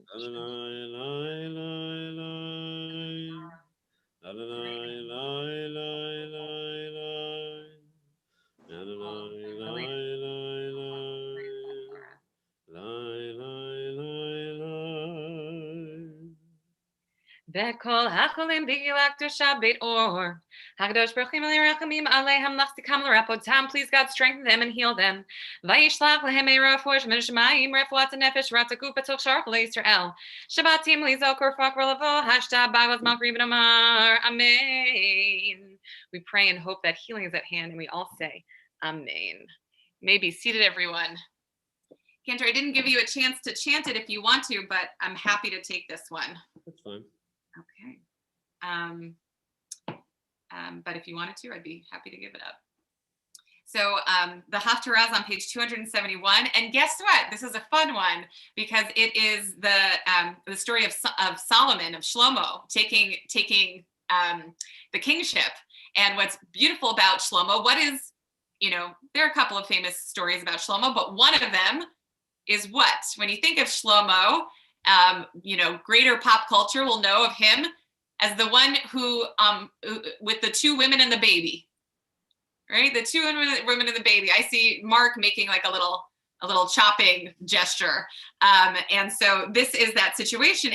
And what's so brilliant about it is that he's illuminating a very core concept. And the core concept is that when you love someone, when you love something, it's not about you. It's about protecting that something. That's what real deep love is. Otherwise, it's not love. It's what I heard a rabbi say this. It's called fish love. It's what you can do to. He calls it fish love. He says, when somebody says, "I love fish," and you say, "No, you don't love fish. You love eating fish," right? So that's fish love. I heard this Hasidic rabbi say that. He says it a lot more. He says it with this kind of like Yiddish intonation, and my Long Island accent doesn't do it justice. Fish love. No, this Solomon is illuminating real love. Let me get the blessings. Baruch atah Adonai Eloheinu melech haolam, asher bachar b'minim tovim, v'yirtzah v'divreihem hanemarim bemet. Baruch atah Adonai habocher b'torah Moshe avdo, v'yisrael amo v'nvi'ei hamet v'tzedek. Okay, page 271. Then Shlomo awoke, it was a dream. Vayavo Yerushalayim, vayamor lifnei Aron brit Adonai,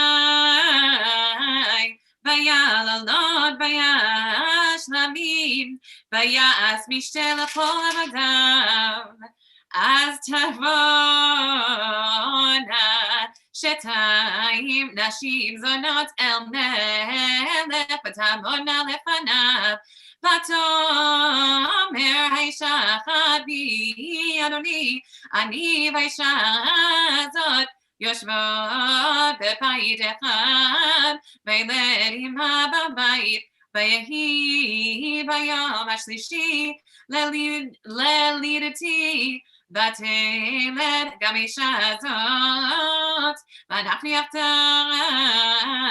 אין זר איתנו בבית, זלתי שתיים אנחנו בבית, וימת בין אישה זאת ללילה, אשר שכבה עליו.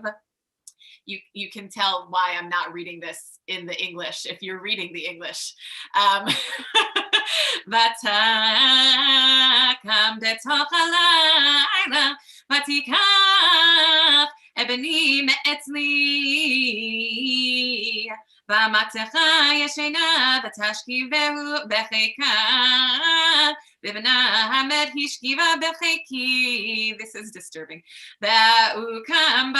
ואקום בבוקר להניק פני בעיני מת, ואתבונן אליו בבוקר והנה לא היה בני אשר ילדתי, ותאמר האישה אחרת לא כי בני החי בני המת, בזאת אומרת לא כי בניך מת ובני החי, v'hidabrena lifnei hamelech.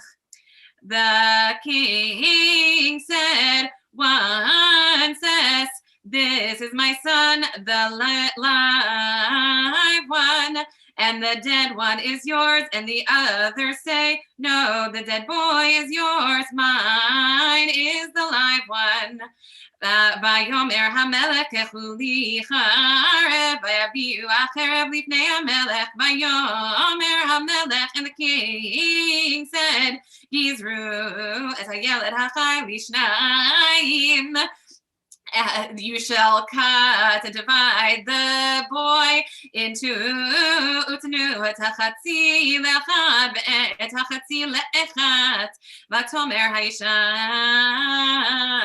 asher benachai elamelech im nichberu rachameh al benam. Vatomer biadoni Znula et hayalud achai b'meit al temitu vezot omeret gam li gam lach lo yeh gezoru vayan hamelech znula et hayalud achai. Give the child, the live child, to her. B'meit lo temitu hi imo vayishmeu kol Yisrael. When Israel heard et hamishpat, the ruling asher shafat hamelech me'eru b'nei hamelech. Ki ra'u, because they saw the wisdom of God within him to do justice. Vayehi hamelech Shlomo, and behold, King Solomon, melech al kol Yisrael, was king over all Israel. Baruch atah Adonai Eloheinu melech haolam, tzur kol hamim, tzadik b'chol dorot, ha'el ne'eman omer v'yoseh, hamzamer m'kayim, shekol dvarav emet v'tzedek. Ne'eman atah Adonai Eloheinu, v'ne'emanim dvarecha, v'devarecha midvarecha, chor l'yeshuv reikam, ki al melech ne'eman v'rachaman atah. Baruch atah Adonai, ha'el ne'eman b'chol dvarav. Rachem al Tzion ki b'chayinu v'lalu b'nefesh toshia b'meirav v'yameinu. Baruch atah Adonai mesameh Tzion b'vaneha. Samcheinu Adonai Eloheinu v'liyavon avi avdecha u'malchut beit David meshichecha b'meira yavo v'yagel libeinu al kiso lo yeshev zar v'lo yimchalu od acherim et kvodo ki v'shem kodshecha nishbata lo shelo yipen iro le'olam va'ed. Baruch atah Adonai Magen David, ala Torah v'avodav hanbi'im v'yom Shabbat hazeh shenatat lanu Adonai Eloheinu liktusham linucha lechavod ultifaret ala kol Adonai Eloheinu anachnu modim lach u'barachim otach yiparach shimcha b'fi kol chai tamid le'olam va'ed. Baruch atah Adonai mekadesh haShabbat. Amen. Okay, honoring Shabbat with a little bit of study. We get to see Solomon. How fun is that? Let's turn forward in our prayer books. We will close out our experience of studying Torah as we turn to page 154. Joe, if you want to start it off, Kaylin, if you would unmute Joseph, who is our resident. He is our resident. Forgive not my, I always forget your girlfriend, Joseph. I say, how's it start? I give you good instruction, forsake not my Torah. It is a tree of life to those who take hold of it, and happy are those who support it. Its ways are ways of pleasantness, and all its paths are peace. Turn us to thee, O Lord, and let us return. Renew our days as of old. Thank you. Ki lekach tov natalti lachem Torati al tazovu Eitz Chaim hi, Lamachazikim ba, Vetomcheha Meushar Derachea Darchenoam Vechonetivoteha Shalom Hashivenu Adonai Elech Venashuva Kadesh Yameinu Kekedem.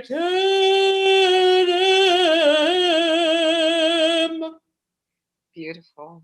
Just absolutely beautiful, Cantor. I'm going to invite you all to sit. Get comfortable just for a little bit. And I'm going to teach a little Torah, and then we'll get back and we'll finish up with some Musaf.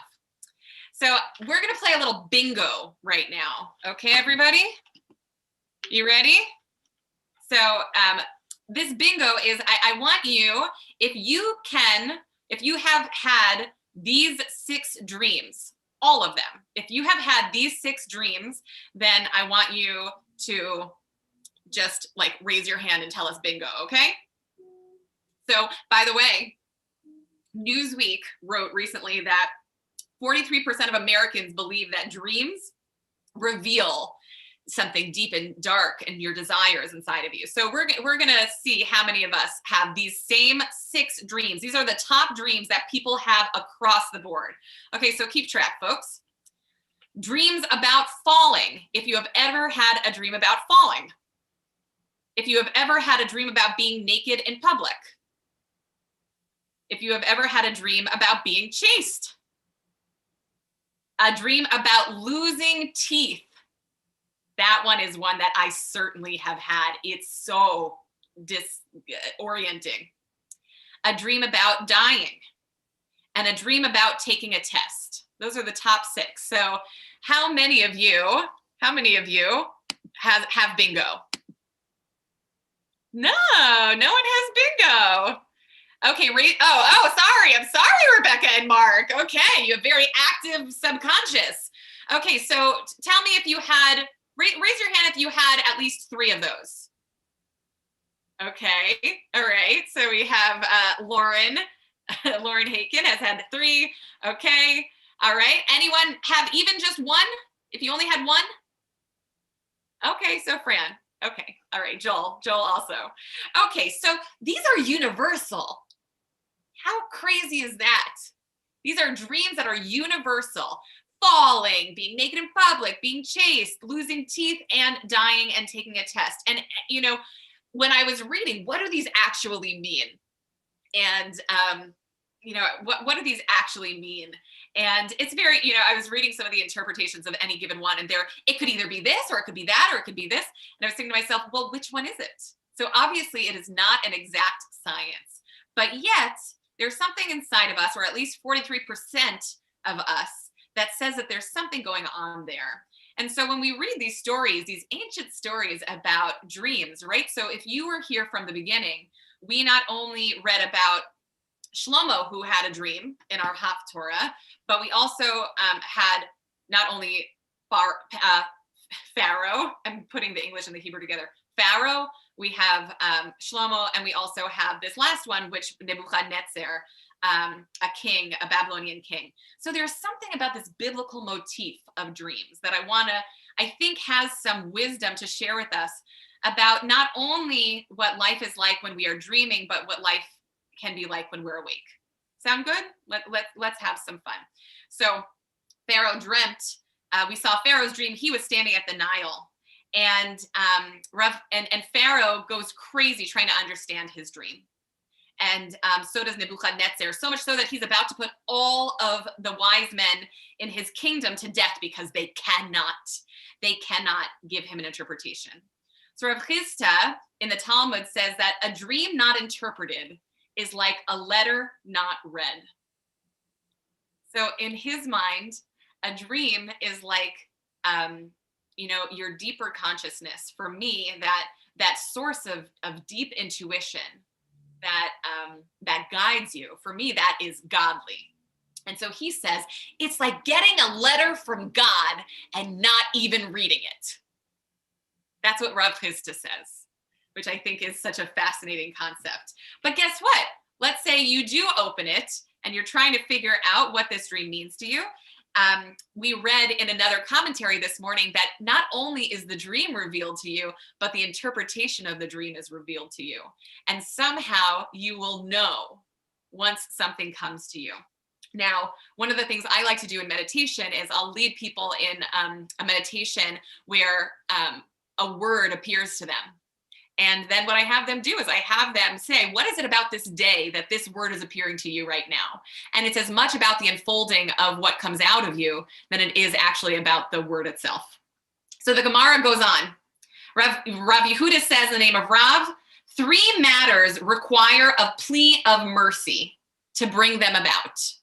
So when we ask about what does it mean, different types of prayers, there are 3 matters that specifically need a prayer for mercy. A good king, right? A plea for mercy. You need to have, you ask God, merciful one, please give us a good leader. Sounds pretty reasonable for all of us right now. Okay, a good year. And lastly, a good dream. So he says these 3 things, kings, years, and dreams, are all bestowed by God. And one must pray that they should be positive and constructive. So there's this concept, I love this rabbinic concept and biblical concept that kings, years, and dreams come from God. And so if we were going to, these are the 3 things that I think that we are praying for right now. We are praying for, as leadership is shifting in our country specifically, we are praying for good leadership. And this is the prayer that we should have every time we get a new president, a new king, whatever it is. So we are praying. And some of it, it's interesting because there's a saying that one cannot pray for something that's already been put underway. So if someone is already pregnant, you cannot pray that the fetus is going to be a boy or a girl. That's already been started. So how is that different from this moment where it says you can pray for a dream, you can pray for a good king, and you can pray for a good year? There's something in there about your partnership with God can put it underway, and the fact that you are saying it out loud, God, please, a good year, a good king, a good dream. I think that that's what we are praying for. And as it is written, by the way, for a good dream, O Lord, by these things men live, and altogether is the life of my spirit. So it says in the Hebrew, V'tach limeni, and you will make me live. Now, you know me, I'm a little bit of a nerd when it comes to etymology of words, because I think that in Hebrew betrays deeper meaning. V'tach limeni, save me. The rabbis say tach limeni comes from the word chalom, which means dream. So the message here is, please God, allow me to dream again. Allow me to have hope. Allow me to work through things. So many of us have frozen ourselves. We have been hiding. We have said, we're not sure. We cannot make plans. How many people put their plans on hold? We cannot plan for the next year. And so now, as we are starting to thaw a little bit, ironic as the snow is actually here on the ground, as we are starting to thaw a little bit, now is the time that we pray. We've been praying this entire time, but we've been praying for lots of other things. Now is the time to pray. It's like, help me dream again. Help me have wonder and curiosity about what life could be like if I opened my mind to it, now that it is getting a little bit safer. Look, no one that I know has actually gotten this vaccine. So we don't know how long it will take. We don't know what the process will be like, and so on and so forth. But yet we can still pray. It's encouraging us to go back into v'tach limeni. God, what I need most right now, of course, I need a good year ahead. I need a good king. But I need good dreams. 2 out of 3 ain't bad, but 3 for 3 would be great. So I hope you'll join me for that. I hope you will join me in whatever that means for you, by the way. So for some people, this the election did not go according to the way they wanted it to go. It's true. And so as we think about this and we are praying for the leadership ahead of us, no matter where you come from, we all have the same leader. It was true for the last 4 years. It'll be true for the next 4 years. And so we say, the king that we have in front of us, it is not static. It is not inevitable that he will behave a certain way. Please, God, allow this to be good for us. Allow this to be good for all humanity. May he have the wisdom of Solomon inside of him. And may we as individuals, for what we are capable of doing, may we make for ourselves a good year. May we open ourselves up to dream again. Shabbat Shalom. Okay. We'll finish up our services with Musaf, page 155. Please rise, everyone. יתקדל ויתקדש מרבה ועלמא תברא קירותי וימליך מלכותי בחי כל ישראל בהגלה בזמן קריב ימרו. אמן. יהי שבירה במברך לעולם יתברך. יתברך וישתבח ויתפאר ויתרום ויתנשא ויתהדר ויתעלה ויתש מקודשם. בריחו לילה וכל גב שירתה תושתה ונחמתה דמירם במבימרון. Amen. 156b.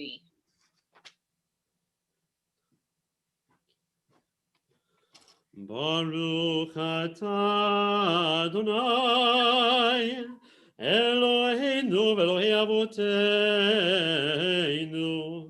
אלוהי אברהם אלוהי יצחק ואלוהי יעקב אלוהי שרה, אלוהי רבקה, אלוהי רחל ואלוהי לאה, האל הגדול, הגיבור והנורא, אל עליון, ומלך חסדים טובים וקונה הכל, וזוכר חסדי אבות, ומביא גאולה לבני בניהם, למען שמו ביעבה, מלך חוזר ובוקר משיח מגן, ברוך אתה אדוני.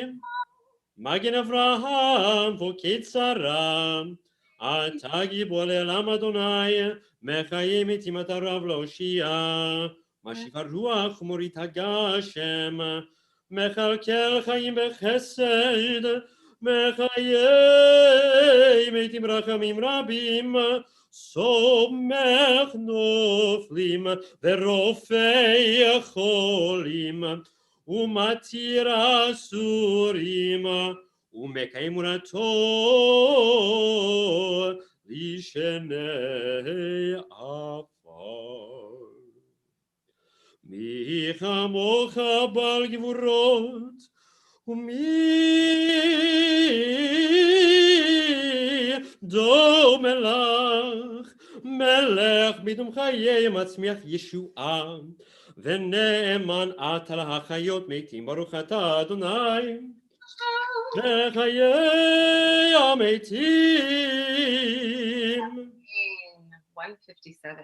נריץ נמדת אישה כסיעצך, וקודש שמת שישים שמך בקודש ככתוב יניח בקר זה אל זה ואמר. נריצך ונקדישך כסוד שיח שרפי קודש המקדישים שמך בקודש ככתוב ביד נביאך וכרזל זה ויאמר קדוש קדוש אדוני צבאות המלך לארץ כבודו לא תמלא לעולם אשר צו שולים זלזיים מקום כבודו למתם ברוך יאמרו כבודו מלא עולם משרתיו שואלים זה לזה איה מקום כבודו ויומתם ברוך יומנו.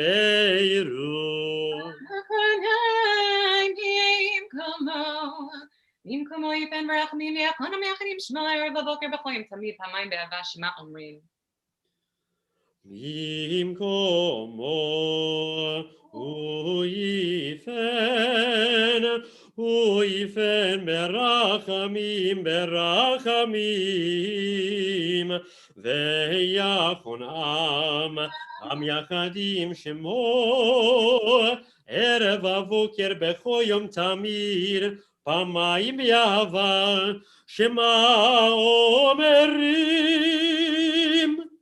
Shema Israel Adonai Eloheinu Adonai Echad Eloheinu Avinu Malkeinu Mosheinu V'Ashminu Barach Mavshenu Le'enei Kol Chai Liot Lachem Le'Elohim. Eloheinu Avinu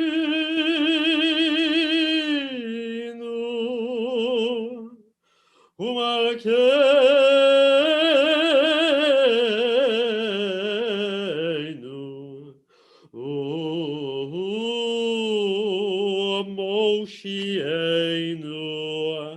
Vehu Yashmienu Berachamav Shenit Berachamav Shenit Shenit Le'enei Kol Chai Vehu Yashmienu Berachamav Shenit Berachamav Shenit Shenit Le'enei Kol Chai Liot lachem le'Elohim Ani Adonai Elohechem Udivrei kodshcha katuv lemor. Hallelujah. לטובתו נגיד קולך, לטובתו נגיד קולך, ולנצח נצחים קדושתך נקדיש, שבחך אלוהינו מפינו לא ימוש, לעולם ועד, לטובתו נגיד קולך, לטובתו נגיד קולך, כי המלך גדול וקדוש, וקדוש אתה, ברוך אתה אדוני, האל הקדוש. Amen. We allow ourselves to pray. Perhaps making our minds go blank. Perhaps allowing what is going to rise up in our minds, or using the words of our tradition as inspiration.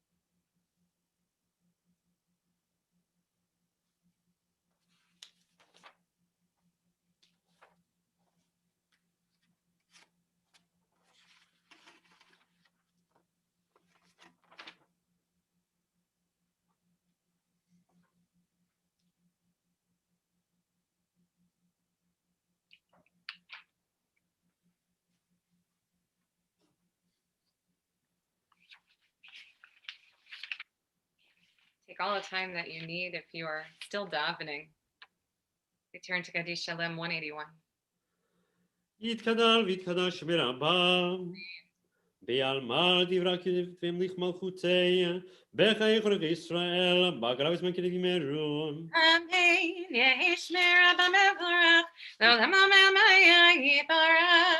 יתברך וישתבח, ויתפאר ויתום ויתנשא, ויתהדר ויתעלה ויתעלש מקודשם. בריחו לאלה מן כל בחטא ושירתה, קדושתה ונחמתה, דמירן ואבימרו. Amen. תקבל צאן ובאותו לכל ישראל, קודם אופן דשמיא וימרו. Amen. יהי שלמה רבה מן שמיה, וחיים עלינו ויסו וימרו. Amen. עושה שלום במרומיו, ויעשה שלום עלינו ועל כל ישראל, וימרו. אמן. Ein Kelohenu. אין כאלוהינו, אין כאדוננו, אין כמלכנו, אין כמושיענו, מכאלוהינו, מכאדוננו, מכמלכנו, מכמושיענו, נודה לאלוהינו, נודה לאדוננו, נודה למלכנו, נודה למושיענו, ברוך אלוהינו, ברוך אדוננו, ברוך מלכנו, ברוך מושיענו. אתה הוא אלוהינו, אתה הוא אדוננו, אתה הוא מלכנו, אתה הוא מושיענו, אתה הוא שהתירו אבותינו, לפניך כתורת הסמים.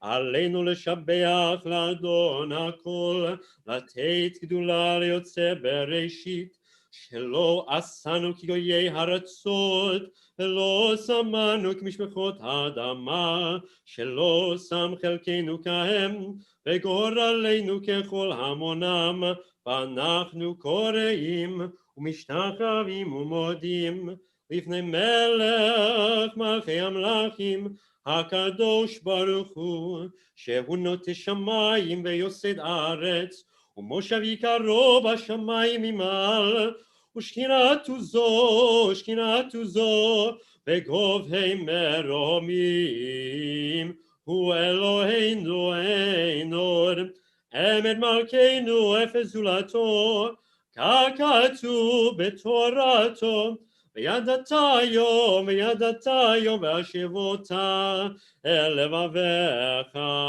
כי אדוני הוא האלוהים בשמיים ממעל ועל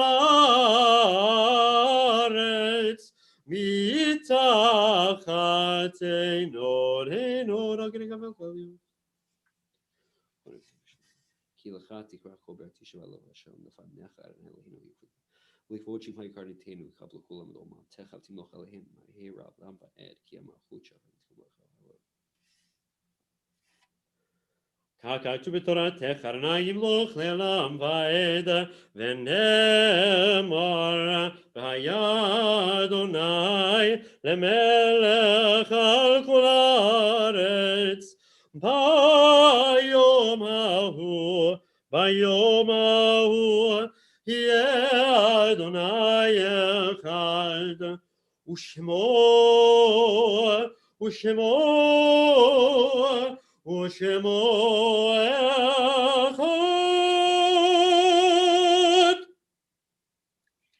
We take a moment to honor those that we have lost.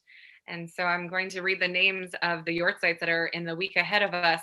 And what I also want to do is, Caitlin, if you would give people the opportunity that if they have a yortzite that they need to say out loud that has not been included here, you just raise your hand and Caitlin will allow you to unmute yourself to say that name in case for some reason it is not in our list, or person that you're honoring.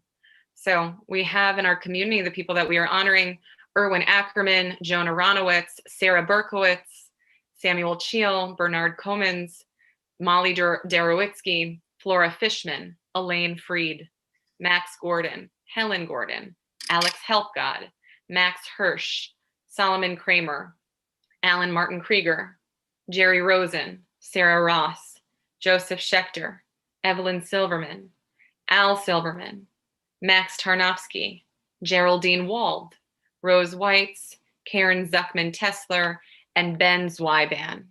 Is there anybody else who's observing your site that you would want to recite their name out loud?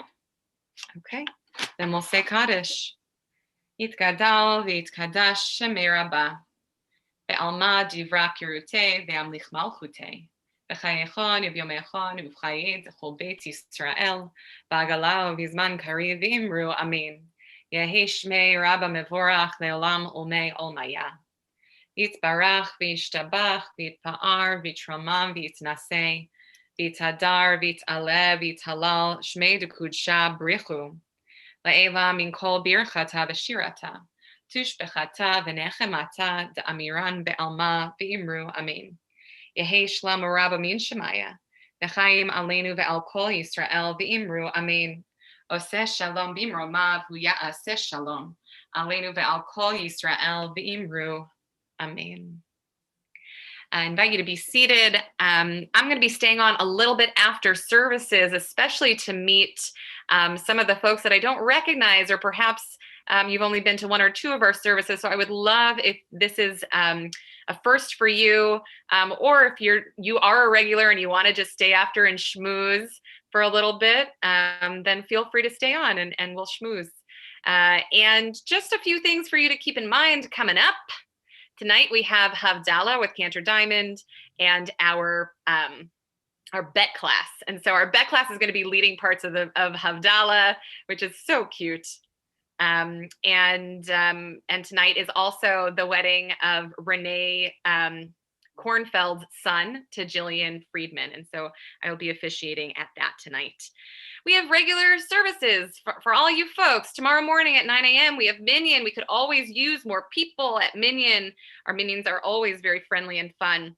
And then Monday and Thursday, we have 8 a.m. Minyan. We have a number of evening Minyans. We have Minyan on demand, and those are Wednesday and Thursday evenings. Our Minyans are going to be at 7 p.m. this week because at I think 7:30, and Nadine, you can help me out for Thursday, but on Wednesday, I'm going to be doing a women's empowerment and Torah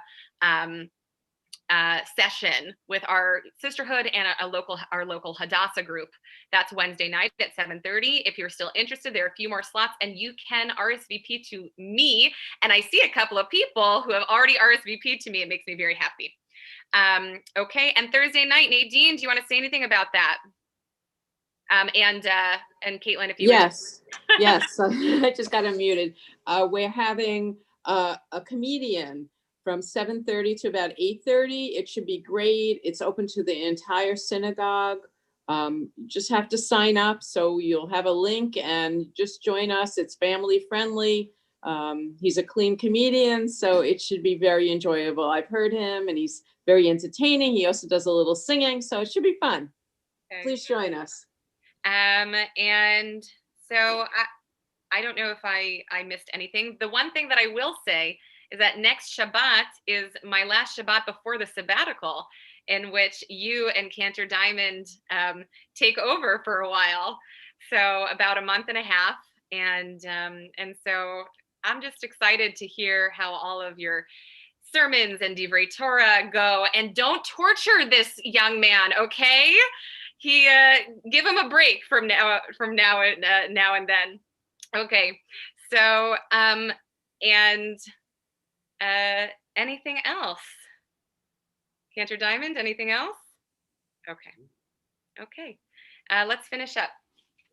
אדון עולם השם הלך, בטרם כל יציא נברא, ויתנשא וחפשו כל, אזי מלך שמו נקרא. אדון עולם השם הלך, בטרם כל יציא נברא, ויתנשא וחפשו כל, אזי מלך שמו נקרא. ויחרי ככלות הכל, לבדו ימלוך נורא, והוא היה והוא הווה, והוא יהיה בתפארה.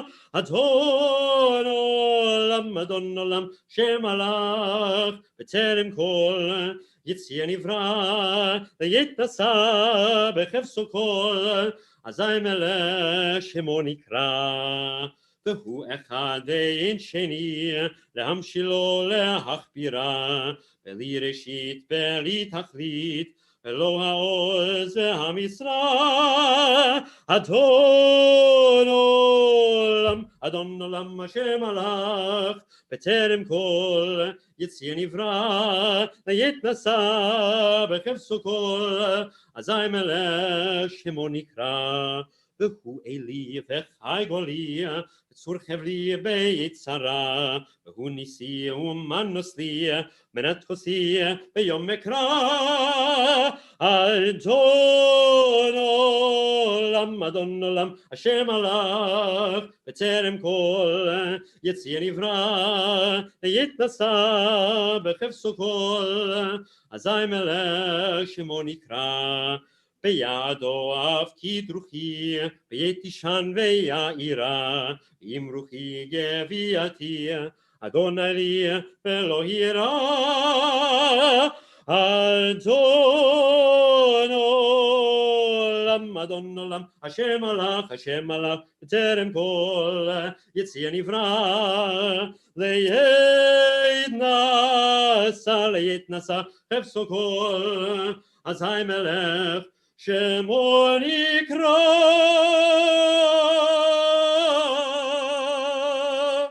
Beautiful. I have not heard that Adon Olam in a long time. You guys are on your own for Kiddush and Hamotzi. Sorry. But Caitlin, if you would take us off of live streaming, that would be great, so that when we do wish each other and we can choose a little bit, it won't be live streamed. You're the host. So I'm the host. Okay, Yes. so then we'll just have to be clean with what we say to one another. Okay, so everybody can be unmuted. Okay, and wish each other a Shabbat Shalom. Shabbat Shalom, everybody. Everyone. Shalom. Shalom. Shabbat Shalom. Shalom. Shabbat Shalom. Everyone. Shabbat Shalom. Shabbat Shalom. What time is Avdollah tonight? 6 p.m. What? 6? It's 6. Okay, thank you. Shabbat Shalom. Enjoy the afternoon, everybody. Hi, Josh. Shabbat Shalom. We still need a couple of people for Friday night drashes and for Pesukei Zimra. So let me know if you're interested. Sorry. Okay. Shabbat Shalom, everybody. Shabbat Shalom. Shabbat Shalom. That's me. Everybody, 11, Shabbat Shalom. Rabbi, 11 o'clock on Monday. Okay. All right. I'll speak to you later tonight.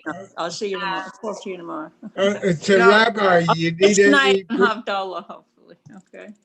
Stay safe, everybody. Yes, Stay you safe. too. Yes. Bye. Stay You safe. need anyone for Pesukei Zimra? I do. I'll be in touch with you. Okay. Okay, and I'm doing the Haftorah on January the 9th. Beautiful. That's my bar mitzvah Haftorah. Oh, very nice, Steve. I have you in already. I would like to do a Haftarah, but I have a little bit of a hard time, but I'll have to talk to Carol about that. We have a gentleman on here that I would love to meet, Jack. Hey, Hi, Jack. Where do you come to us from? Shabbos, Rabbi. Good Shabbos. Welcome. I have a relative on the screen with us. Oh, Will the relative sign in, please? He's my fault. That's Corey's grandpa. Welcome. So nice. That's okay. nice. Well, we're very happy to have your daughter and the whole family with us. Corey is a dream. Thank you. She's great. She's so I gotta sweet. tell you, Rabbi, this whole week with the kids doing the lighting of the candles for the heat. It was great. I was great. I was enjoyed coming on every week, and I hope we can do something, more often that with the kids, because I would love to come on. It's enjoyable that the kids know what they're doing. Yep. Half the time I don't. So, and I got to tell you another funny story. Just want to hear.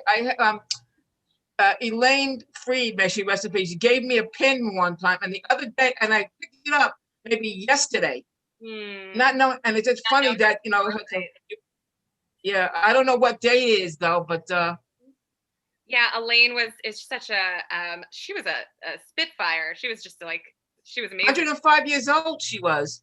Yeah, 105 years old. She never told anybody how old she was. And I told her I was going out to visit my aunt in California, who was going to be 88. And she was already like 10 years older than that. She said, oh, she's about my age. So, Yeah, but when's her actual yours? I want to make sure that I have that pin on. I don't have the date on here. I only have the list. So I don't actually know that.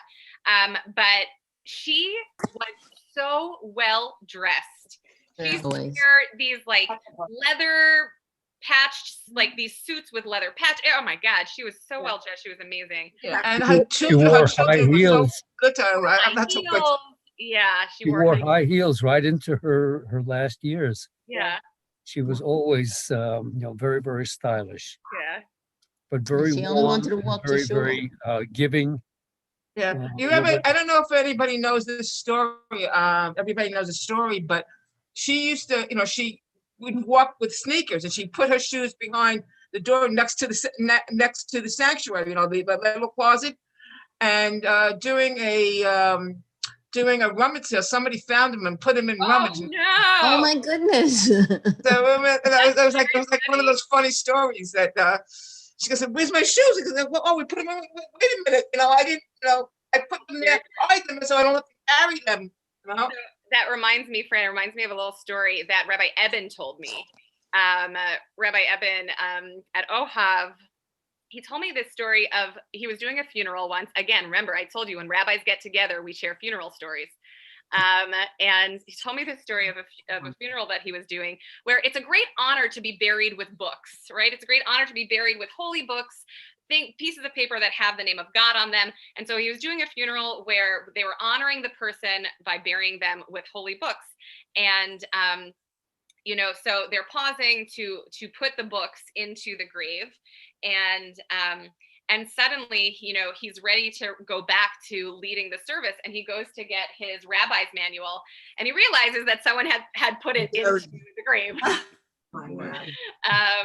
Which is something that absolutely would happen. Oh dear. There are worse things that could happen. Yes. I actually know a rabbi that the ground caved in from underneath him. Ooh. Boy. It was because it had rained a lot. I think about that every single time. Be careful. Yes. Yeah. Bye, everybody. Shabbat shalom, everyone. Shabbat shalom, everyone. Thank you, Rabbi. Good Shabbos, Have a good everyone. one. Care. Good See you later. Shabbos. Good Shabbos, all. Shabbos. Shabbos, everybody. Shabbos.